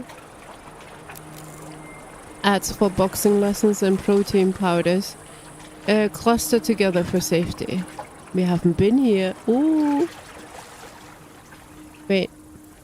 Get down. Oh, it's just to get down again. This demo is huge.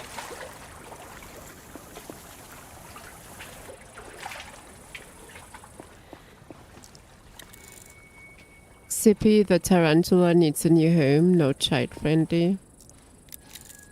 Either someone broke into the abandoned pet shop or something broke out. Old dogs. Oh yeah, right, we need to visit the boatman as well. The storefront is closed firm with a metal shutter. Plant life sprouts from cracks in the brickwork, growing over the aluminium. It must not have been open for some time.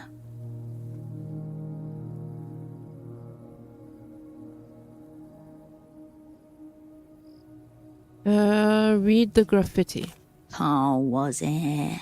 M plus Y. Unstoppable trade forever. Marito is a dog rapist. You See if lift it's the locked. shutter gently. It resists. Locked. You turn away from the storefront.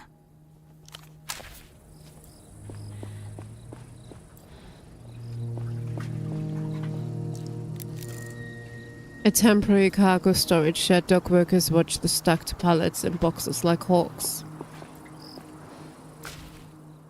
A filthy flyer glued to the wall. A row of bespectacled men stare into the middle distance, while in the midst a lone figure looks towards the viewer. A man with a brown paper bag on his head. Above him, in bold letters, the reality situation. His gaze piercing from the two eye holes cut in the back.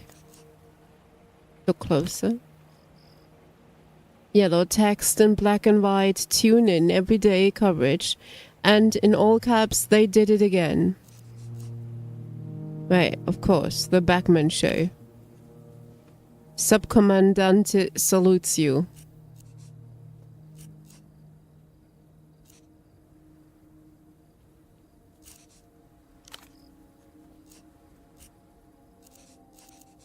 Pride radiates from behind the back. The People Bureau of Entertainment would never allow something this anarchic to make it to air.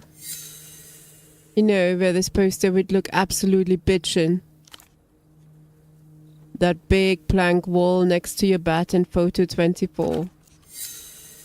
Background check conducted at time of recruitment confirms that Cascade attended St. Litwina's boarding school from the ages of 11 to 17. Subject reports that return visits home to the residence of her mother, E. Wilk, were infrequent and, quote, impersonal. I think I prefer the plankness. You think you do, that's your brain talking, but your soul is dying. Oh God, no! Check to make sure no one's watching, then grab it. We got a poster. Ooh, that's better. There's the phone. Wait. This is the one. The payphone that makes people disappear. It's time to get kidnapped, baby. Listen. Just want to make a call. Leave. And I want to talk to this guy first. The Guardia Municipal officer is intensely scratching at his neck. As you approach, he wipes his hand on his pant leg. Hola, miss. He tugs at his collar as if to hide the cracked red skin. Hope there's a reason you have stopped an officer while he's on duty. The folks who guard property rights are not worthy of answers.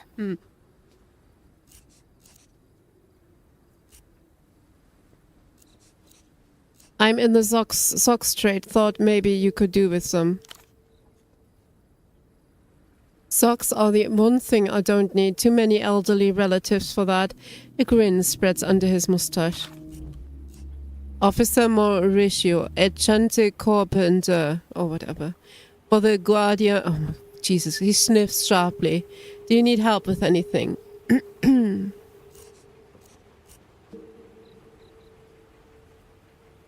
Do you know that there's a creep up on the Trump Island? Not this again. He begins massaging his temples. Did Aunt Carmuna put you up to this?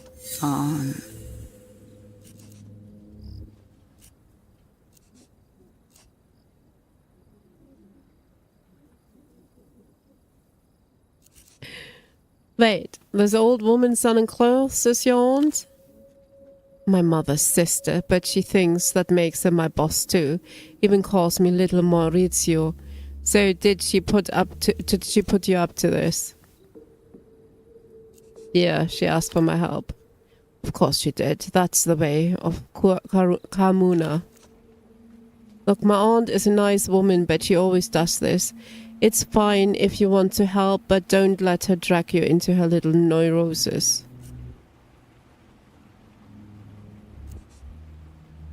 You're a GM, aren't you supposed to help? Hands are tied legally. He briefly closes his eyes, visibly exhausted. Pylons are out of my jurisdiction. Whose jurisdiction is it then? The Guardia Municipals. He holds up a palm, just, not me. Aerotram companies have their own branch of the Guardia. Anything higher than 6 meters up in the city is their purview. Why hasn't that branch stepped in then? Good question, really good question. We have a form for such inquiries. You will find it at the central station in the Sunset. What do you think is going on with your aunt? She's been a worrier for as long as I've known her. Always some catastrophe or other looming. He tugs at his collar sharply, but it's not just that. Carmuna and most of the older folks, they can't accept that things overall are all right, he sniffs. Some people struggle with that. What things exactly? Look around, he indicates your surroundings. What you make out of the bazaar? What you make out of the bazaar, whatever.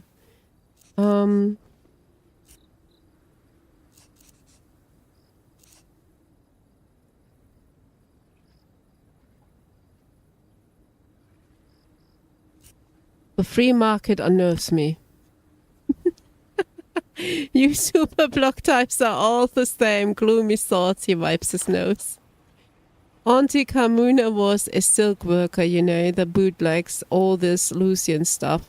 It's not what she knew, it's wrong, apparently. I think she obsesses over every little thing to show people how wrong it is. What for? Maybe if we all agree it's shit enough, then we can tear it down, bring back the artisans and factories and schnapps stands. Can't blame her for missing those days. No, I don't blame her. I just wish she would be a bit more realistic.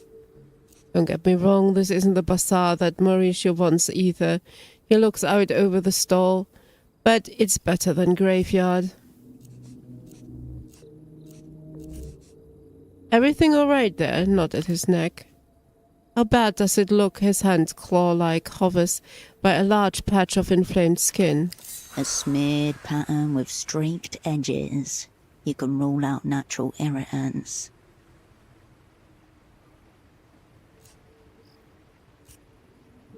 It looks like a chemical burn, maybe an allergic reaction.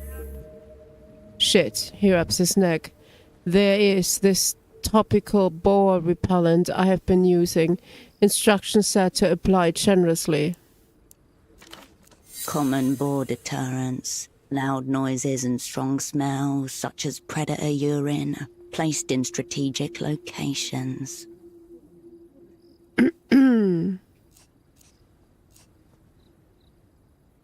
Boar deterrents don't come in cream form. Are you serious? He glances towards the alleyway. And right in the middle of boar infestation too. Why are we okay. We have a random sword and now we're talking about some random boar infestation with the street officer? Oh, why? No, don't tell me about this. Did you know that Melon's father is missing? Kid's still showing that photograph to anyone walking by, is she? He gazes into the distance. He is missing, yeah. She tell you about the whole payphone thing too? The one her dad was obsessed with? She did. Think there's any truth to it? It is nonsense if you ask Mauricio. Mauricio really feels for the kid, you know, his tongue clicks against his teeth, fucking anal filling her head with this shit. Hey Mars, how are you doing? You looked into this suspicious payphone, I presume. Can't, he sniffs. Payphones belong to Renotel. The largest corporate entity in Portofino. A monopoly over the city's telecommunications. Their logo is a cheerful dolphin. Okay, so what? It's private business. Oh god. How very convenient. Okay. Sure, HEM wouldn't want to start breaking the rules. If even Mauricio starts acting like a common truant, then it all falls apart, doesn't it? The law's not perfect, but it's there. Hard to argue with a non-existent point.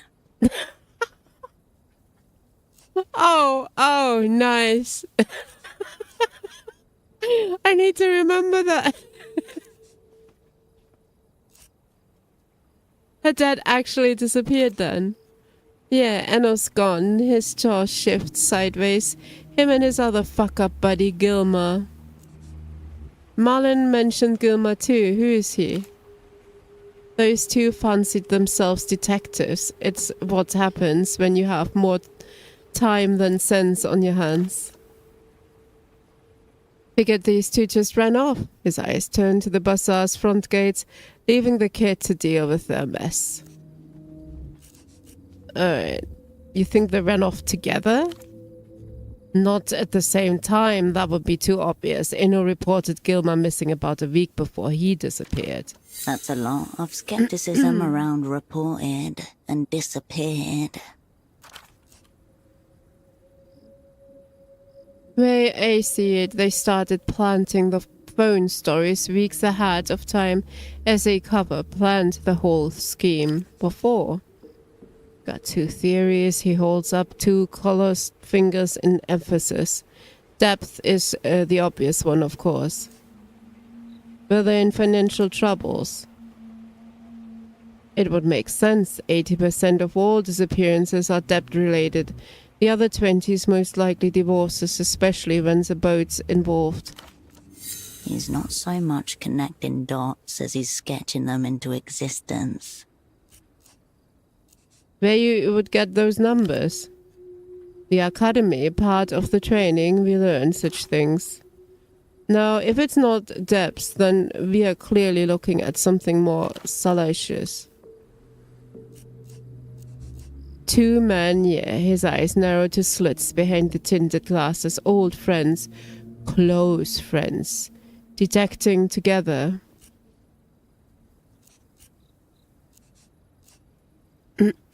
Forbidden old man love was not on my list of theories. Oh, there. No need to get explicit. I don't need the image in my head. He grimaces. Alright. Sure, don't need to dwell on this sad mess. Alright. As you step away, the GM returns to scratching his inflamed skin. Alright, let's try the phone.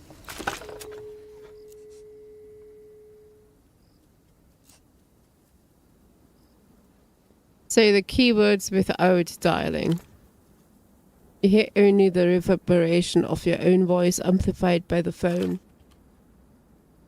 Still half hoping for something to happen, you put the receiver down, nothing happens. Perhaps the keywords alone are not enough. Kidnappers usually want a target they can trade or that they need to silence.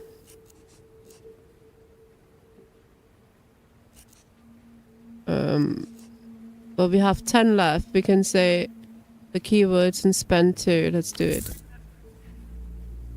You cast yourself into the role, an old man with too much time on his hands, who has stumbled onto something real and sinister in his idle theorizing, and you hear yourself mark a number.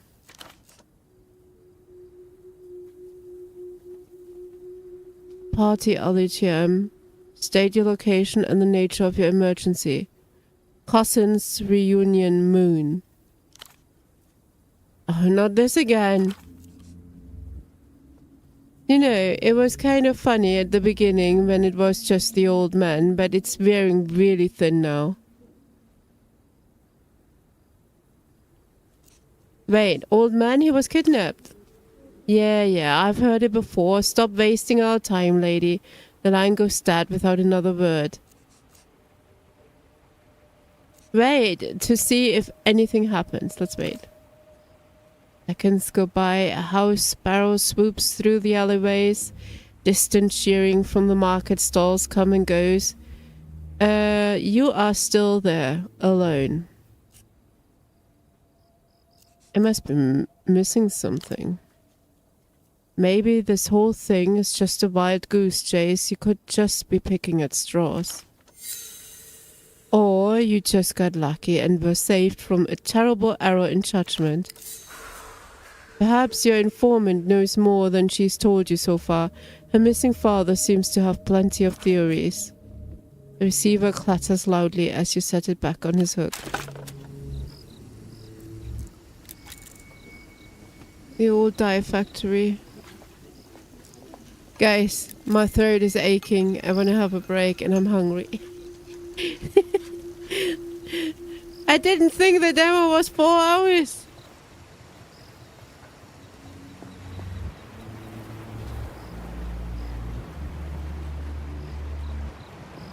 Oh, what's this? A cooler person would recognize these pens. God, we are out of touch.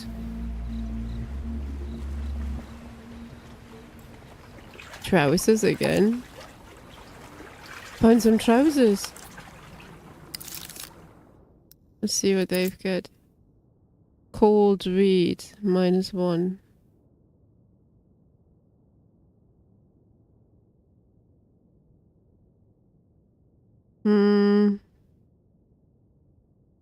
Be good.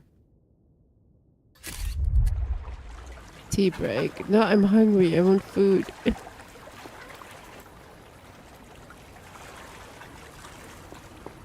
Come on. Primo eavesdrop spot.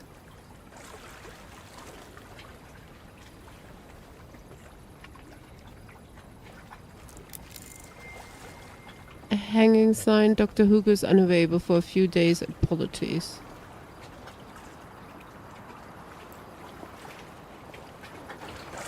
Heavy breathing. Dude, fine. I bite. Unwise to your presence. A lanky young man presses the handset against his flushed cheek.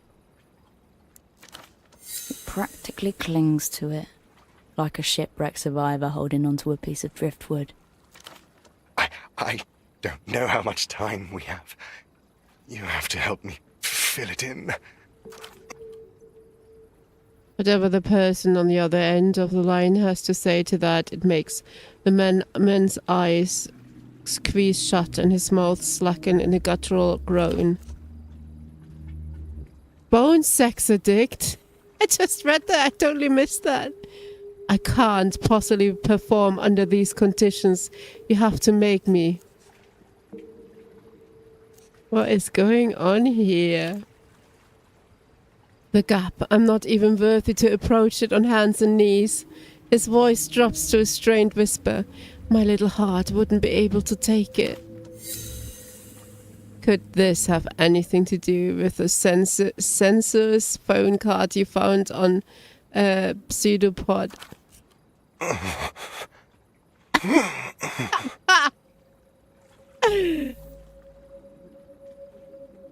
Failure likely. Oh, come on.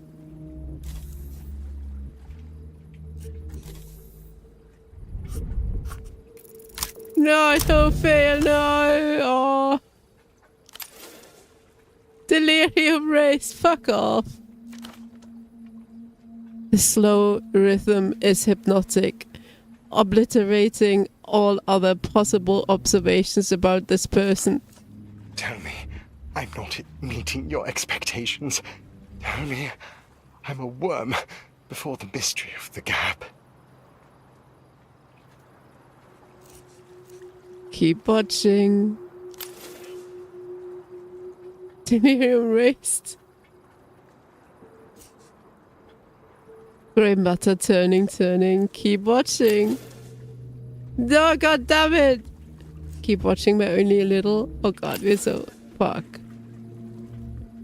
Yeah, nothing is happening. So close.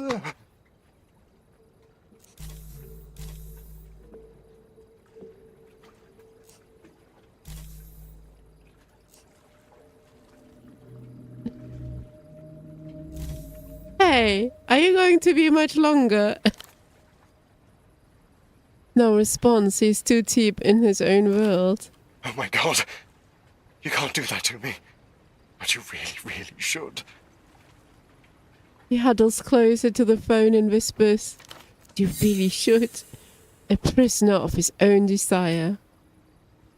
Do we really want to touch him though? Alright, let's tap him. With a jolt and a sharp glance, the young man pulls his shoulder away. A deliberate brush off. You know so much, and I so little. The power differential is grotesque, highly problematic. Don't change it.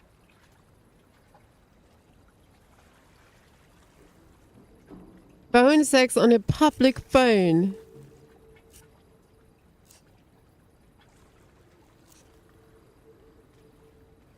It's like a tram crash. I can't look away. I'm your faithful dog. I know nothing. I question less.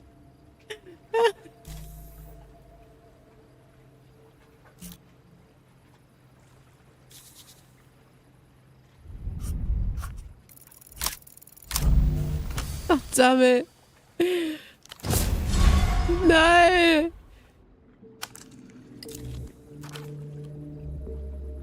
No revelation is at hand. The rough beast continues his mad gyrations. So close.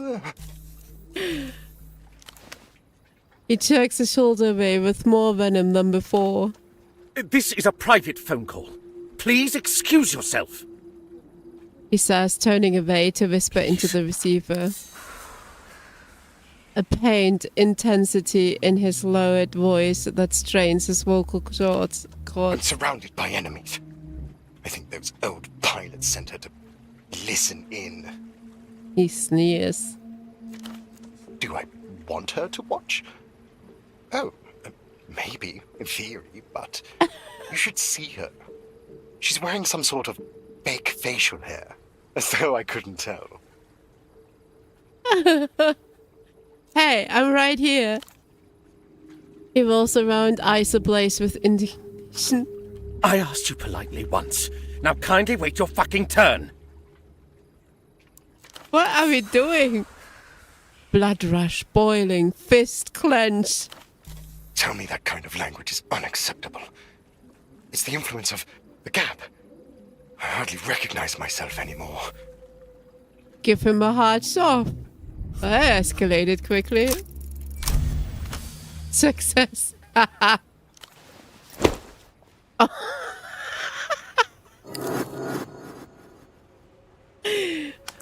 The young man's shoulder rebounds off the hard metal. It's only the handset he is desperately clutching that keeps him from losing his footing entirely. Status gained cathartic bodily harm. I'm under assault! If this is it, tell them. Tell them it was in the line of duty. I have some questions for you. Questions? You violate my space and think I have time for questions? My job concerns the fates of nations! This is not a drill! Fear, hatred, good. I'm sorry. I've attracted the attention of one of the lumpen prole. If this mysterious gap doesn't kill me, one of those violent locals will. I've got to go. I'll call you again, when it's safe. He's just gone. With that, the man gently sets the handset back in his cradle and slings off into the night. At last, now you can use the phone. I don't even need to use the phone. I was just here for the entertainment.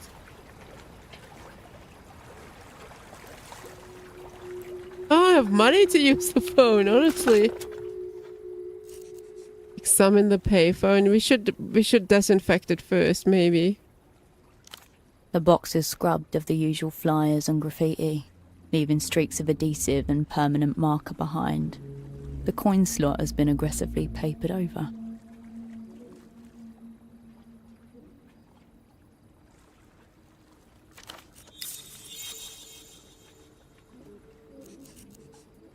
Now, this payphone has been around for a while. Cracked receiver and yellowed plastic. At least a decade, you assume. A faded sticker draws your attention. An advertisement for a local ferry schedule. The year, 82. Inspect the cord. Stretched too many times. Coils slacken near the base, but someone's wound a rubber band to keep them tight. At the side panel? Something catches your eye. Beneath the grime, the metal surface ripples like something's trapped underneath. A gentle curve swaying through grime, odd shape for corrosion. Scratch at the filth. Grime flakes off in grey petals as your nail catches on a ridge. A shape emerges. Arched, leaping. A dolphin in mid-jump. What are you jumping over, friend? The engraving's shallow. Eroded by years of neglect, but legible. 1F7G35-94X12. A serial number. A Renotal identifier. Can I use this somehow? Maybe. In any case, you have this now. It's better than not having it. Good point. You would need to cross-reference the number. Renotal must have maintenance. Terminals hidden away. Keep an eye out. Pick up a phone. You lift the receiver to your ear. No dial tone. Only a crackling silence. Hello, you. What's your pleasure? Oh my goodness. Now there's a voice I've never heard before. Hello, darling. I like how you sound. A soft, excited laughter falls into each word like sugar melting into warm cream. Who's this? New phone. My name's Duchess, love. Sorry. And you're on what some people call the miracle line. Okay, Duchess. Miracle line, the card in Pseudopod's pocket. It's a phone sex line. I'm glad you called. I feel like I've been waiting for you.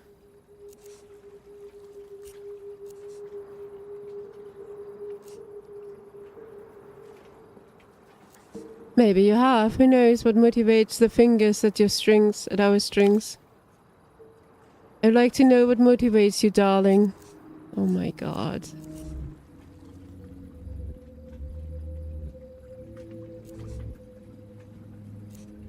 Do you always answer this line? I have to be away sometimes, but I will try to make that less frequent now. I know it might be you on the other side. Ah, come on!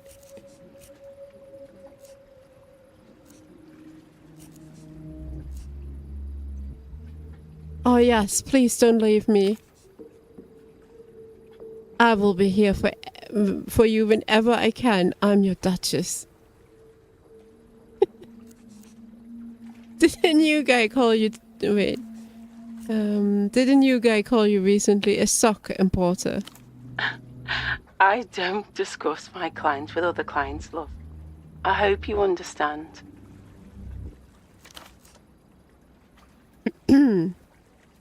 Is he a friend of yours, an enemy? Do you want to hear about him fucking me? Do you want to hear about how he kept his socks on the whole time? Ah, shit. Your card was in his pocket, that's why I'm calling. My card? Like a business card? I don't have those, darling. Maybe one of my lovers printed it for fun. This isn't roleplay. Can't discuss my other lovers. Please don't be disappointed with me. Decent. Okay, get her. Tell you. Oh, get in. Success. She's too good at her job, assumes whatever you tell her is a fantasy, and slips seamlessly into her role. You need something like a universal safe word. Bring her into the here and now.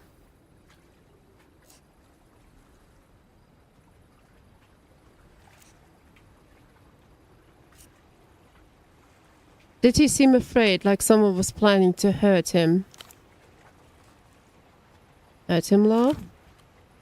A long pause stretches between you. Did something happen?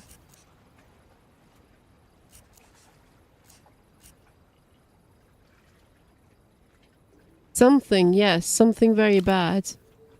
Oh, This isn't a fetish, right? I'm sorry. A sock importer, yes, he did call.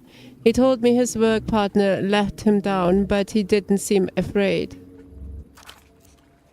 He kept rambling about a jail somewhere in town too, close to a waterlock. Wait, rambling? Was he drunk? No, only stressed. What jail? No idea. I asked him if it had to do with the sock trade. He laughed. He thanked me for the call and hung up not long after. I'm sorry to hear about him. He sounded sweet. Maybe we can find something more pleasant to talk about now. Did the sock importer mention a red disc? No, maybe. He mentioned music. He said he was excited to go home and listen to music. He said he was learning about culture. Learning about culture. Your guess is as good as mine. Did he say where he got it? Just from someone who knew all about culture. He said it was going to change his life. Thanks. Who are you? I told you. I'm Duchess. Let's stick to the miracle from now on, baby. That's a name, not an answer. A name is the answer to whatever your heart desires. Now, let's fall in love. Yes, sniff her, taste her, neat her smells. What?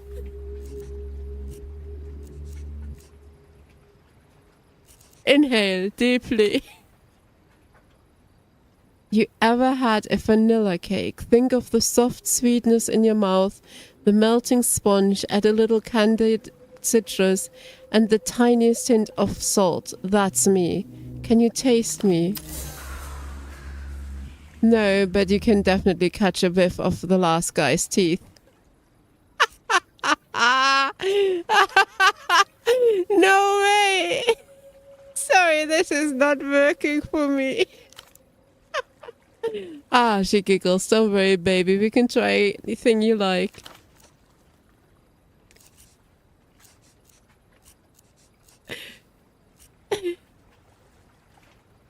A humble penitent. Then kneel for me, baby. I can draw out your sin. Let me hear your confessions. Lick them clean. There's a sheen of sleaze, but she changes character as quickly as a master of operant in theater. Impressive. Should I make her my asset?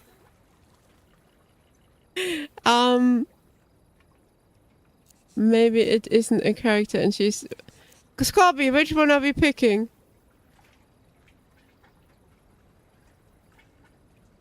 You decide, 1 or 2. Better make her your ass.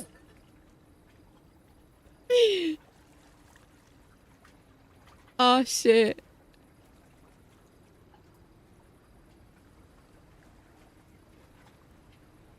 I think Scorpy fainted or something. Scorpy! Alright, Fit, you get to pick. You want this, right? Should I make him my asset? In another world, perhaps another Simon, but not this one. Still here, darling. I'm right here waiting for you. So I can live out my fantasies on this line. Shouldn't you be investigating what happened to the stock importer? Never mind, hon. I'm listening.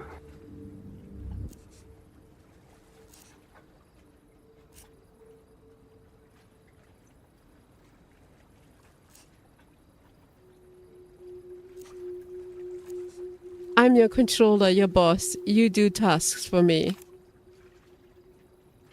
You feel an odd tingling lightness to your mind as she takes this in. It's her. She's joining in with the gang. Hey, Mel. It's me. Her voice tired and distant, laced with lazy confidence. It's you. What is going on? You're a shit operant, Cascade. I know. I don't even know what I'm doing here. What's going to happen to me when I get home? No, don't tell me. I already know. It's too late, Fid. It's too late. We are in deep now. What?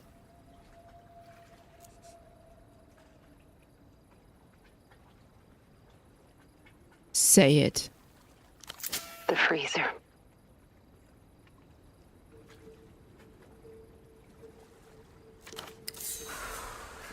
A shock through your body, the color draining from your face. You shudder with pleasure.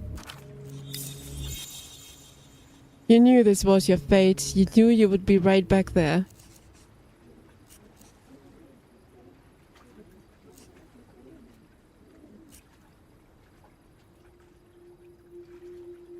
Why does it feel good? No more fear. You should have listened to me. You should have done your tasks. I didn't listen. I thought I knew better and I went out on my own and I fucked it up, Mel. I'm going to the freezer. I'm going to sort files. I'm going to sort files forever. Shall I tell you what it's like when I sort files?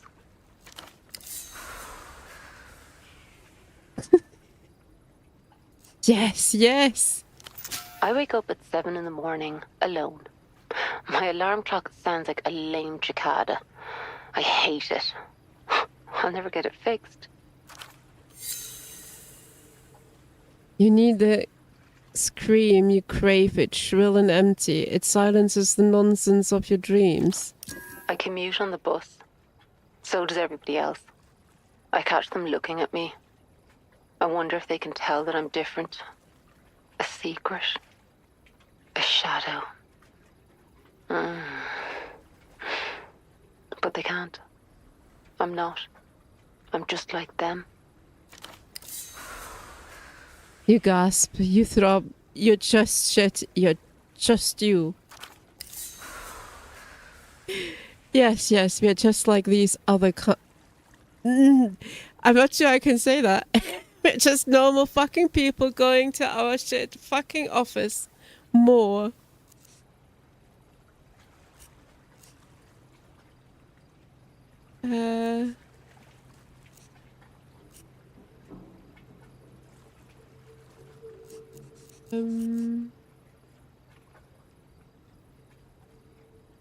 No, I'm a spy. I spend all day sorting files into alphabetical order, but I still have to say the full alphabet to myself every time. When I shred files, I try to pull them back out. I do it slowly. I torture them.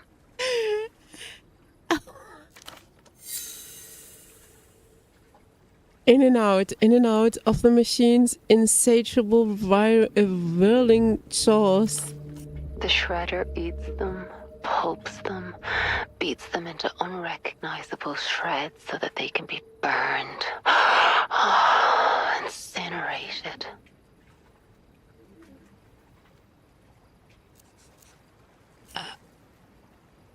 Sorry, Scorpio, I didn't know you were back.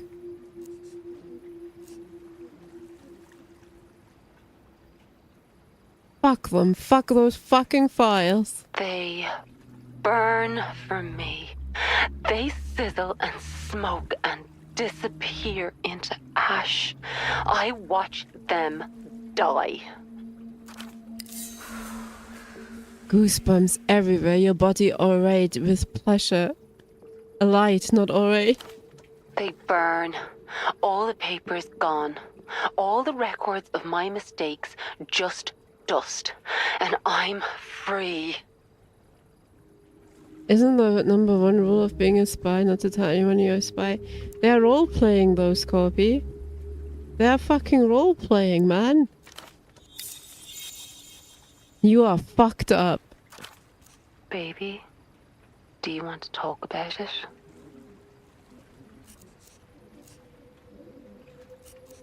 Am I fucked up? No, hon. You've been to a bonfire, right? Everybody watches the flames. There's peace and destruction, even just a fantasy. You're okay. She says I'm okay, my anxiety races. I want to get into my... Oh, wait, this is it. I think this is it. This was it. Look around you. You can talk privately, as long as you keep your voice down. Be right back, more beer time. I'm hungry, man. You step away from the phone into the dark. That was some wild ride. Holy shit.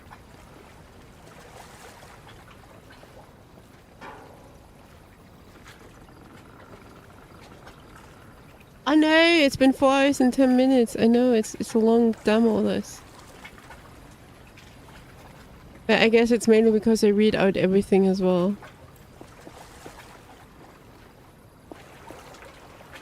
I don't know where to go next. We need to find the boat guy as well.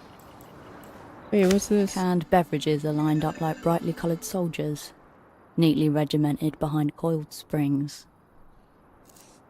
No. The refreshments remain dormant in their artificially chilled chamber. The brightly coloured cans seem even more vivid upon your return. We need more cigarettes. The refreshments remain dormant in their The shutter hangs half closed below an unfinished HD audio log.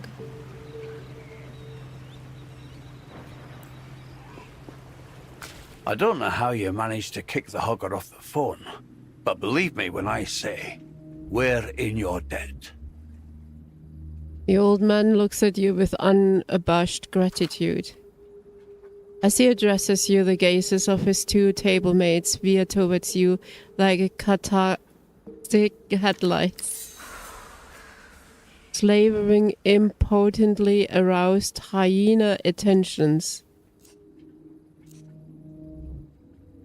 The hogger, well, the phone guy, dude, don't be stupid. Happy to be of service. Miserable bastard. Hadn't let go of that receiver for a week. But never mind him. What about you? You're a long way from Marcia. He smiles knowingly. What happened, Sugar Tits? You get lost? Or are you just looking for company?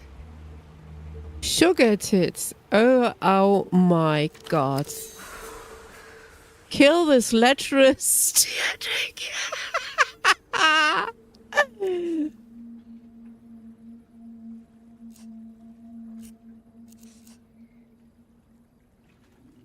Say that again. I'll put that cigar out in your eye hole. Ah, come on. It's just a term of endearment. Sure it is. Ha! Do it anyway. I would pay to see that. Would you pay to see that, Joe? Almost totally silent, the third one just breathes and nods excitedly. Animals! That's how it is with most pilots, though. At the very least, we owe you a drink for getting rid of that phone hugger. Here. A shot glass slides across the table to you. Cheers, animals.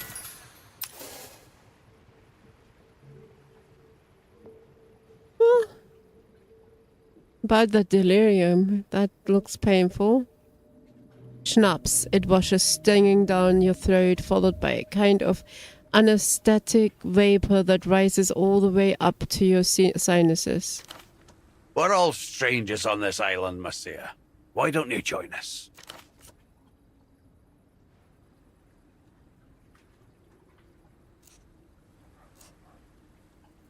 I met the phone hugger you mentioned. What's his deal? Just another foreign money, man. City's been full of them lately. Stuck up little shit. Strolled in one evening, couple of nights back, picked up the phone and hasn't let go of it since.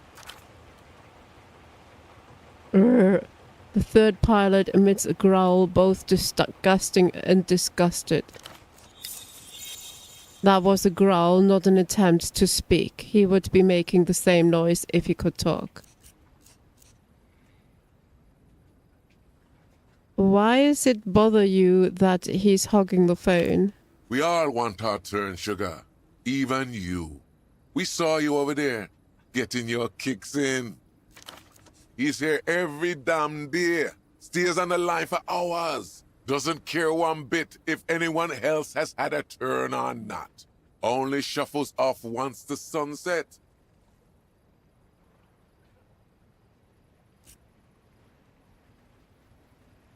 Sounds like you're just... No.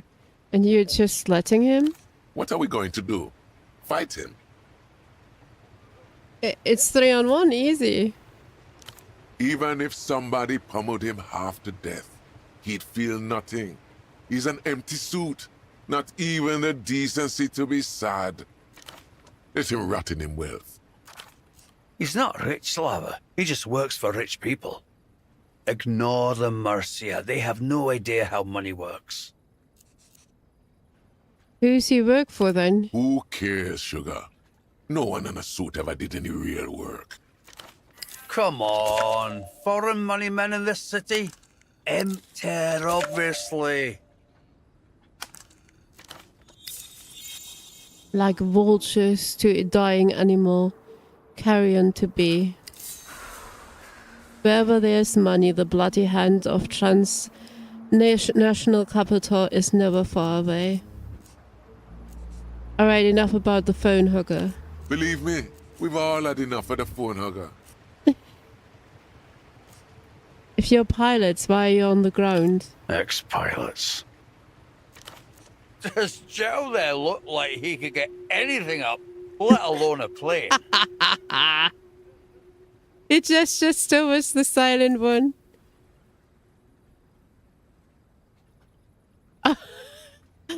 I wouldn't bet against him. A kind rasping chuckle escapes from the throat of the man in question, but he still doesn't say anything. What's his deal? That's loud, Joe. He doesn't talk much. Oh shit. I'm Pigeon. That's Slava over there. How you got those call signs? Slava used to be the name of a fishing port company out of the north. My main cargo for a while. Packages stunk to high hell. He throws the ball to Pigeon. Yes. He jerks his head at you. A dirty little city bird. A winged rat. I don't really care, to be honest. Not really worth caring.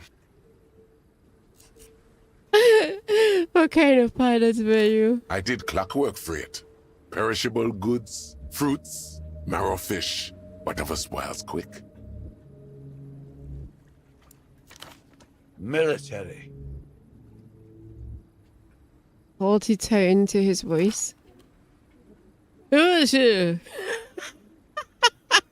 Charles' lips move, but the only sound that escapes them is an airy rasp. The salvia smacking in his throat and mouth is louder than any words formed. Cargo, military, disturbing whispering, got it.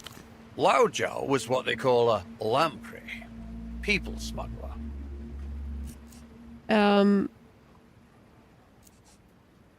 Why do they call them lampreys? Coyote of the seas. Blabba recites tiredly as though rehearsed. Joe ran low-altitude missions in and out of the territories for, what, 10 years?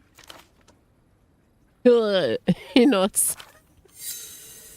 Territories, meaning in this case La Luz Island states, briefly independent, now re-annexed. Far below the normal region of air traffic, almost skimming the dark water, a shuttering cargo plane crosses the Noscorrente Sea, lights dimmed. High risks, high reward, my kind of job. Just high risk. The only reward is what happens to you when you get caught.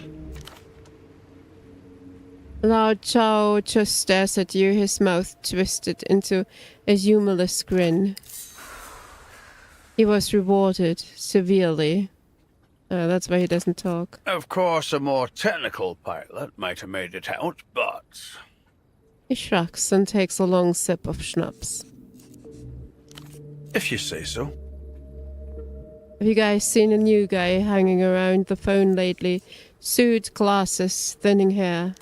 Can't say anyone like that struck me, but a lot of people use the phone line. The only reason why we really notice the hugger is because he refuses to leave. I would say ask the Duchess herself, but she doesn't talk about clients with other clients. She's professional like that. He knows because he's tired. He would have been a visible foreigner too, dressed like a superblock official. From the superblock, eh? Interesting. But no. Do you know if there's a jail around here? Hoping to find yourself a boyfriend, eh? The other pilots give him a weak chuckle. Lowest tier schoolyard banter. Yeah, I'm one of those women who write letters to locked up serial killers. The old pilot grins, revealing a couple of gold teeth and another few rotted black. Closest jail I know of would be up in Valmerada, up north, an hour away by tram, if the lines are running clean. Nothing closer, you sure? Not that I can think of. The others shake their heads. Who needs jails in this place? He gives a bitter chuckle. The men nod and return to their drink.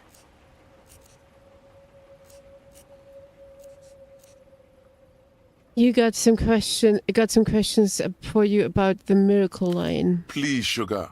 We can't deal with any more competition. The money man has us down to quickies.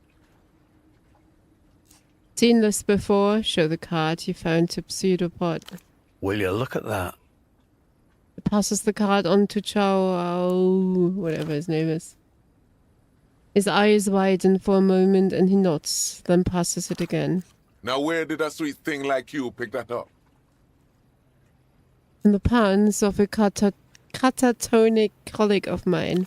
What a way to go, eh? A round of chuckles spreads around the table. Spittle flies from his tongue as he stimulates wholesale sexual annihilation. Oh, come on. Rapturous fantasies of masturbatory death overtake them.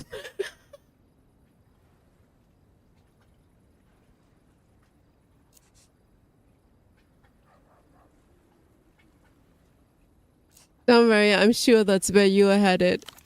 Why? You're too kind. You want to help me get there?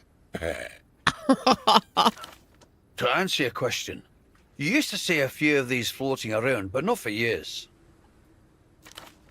Figure it was from before that phone was permanently hooked up. He hands the card back to you. I've used the miracle line. We know, Sugar. We were watching you there. How was it? Seeing stars already?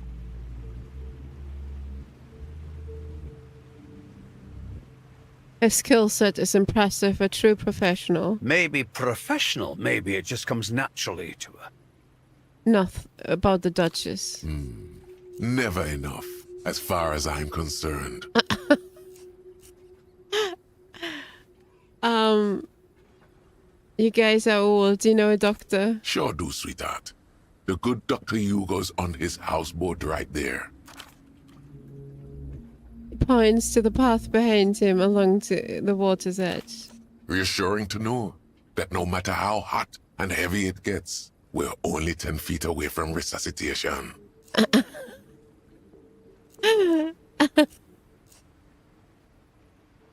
Nice. At least those guys plan ahead.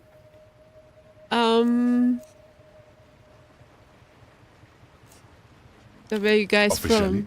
We're Lucian. He turtles and his companions join in. Hey, go on higher! Loud showers, glottis, spasms, and silent mirth. Even Pigeon permits himself a chuckle. I don't get the joke. We're exiles. The reunion came for us. We came here. The reunion. Laluse's grand annexation campaign. Slow, legal, often bloody. A creeping tide reclaiming, every few years, one more of their old colonies.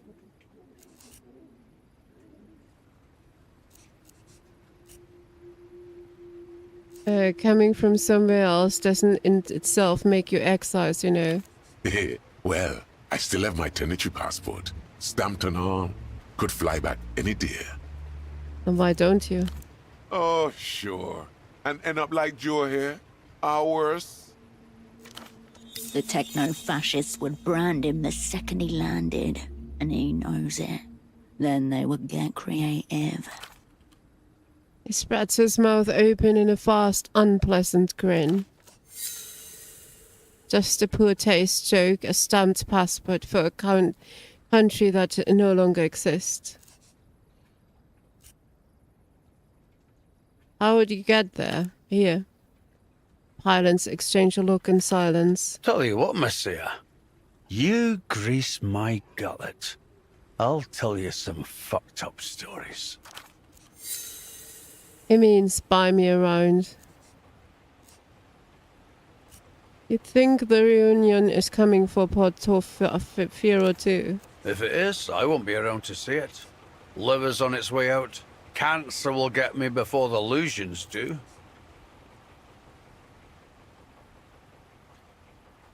Time to crank up the drink and go out in style. Working on it. Cheers. Yes. No, wait! Anyway, you're the foreigner here, Mercia, so you tell us. The Lucians. Think they'll be here anytime soon? The appetite of empire is sleepless and insatiable. How the hell should I know? Either way, that's for you lot to worry about. I'm out the door. Thanks for opening up. Wish I could say the same, sweet lips. Ah, God, I like this guy.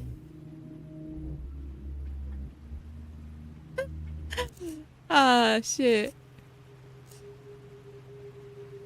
I don't have 10. I can't put it on table. See you around. Until next time, sugar. Right, you guys, I'm stopping here. Thank you so much for watching, and thank you for the key to the demo. Demo is available on Monday for the Steam Next Fest. You can play it yourself then. I'll be back tomorrow. You guys have fun. Thanks for watching, and bye-bye.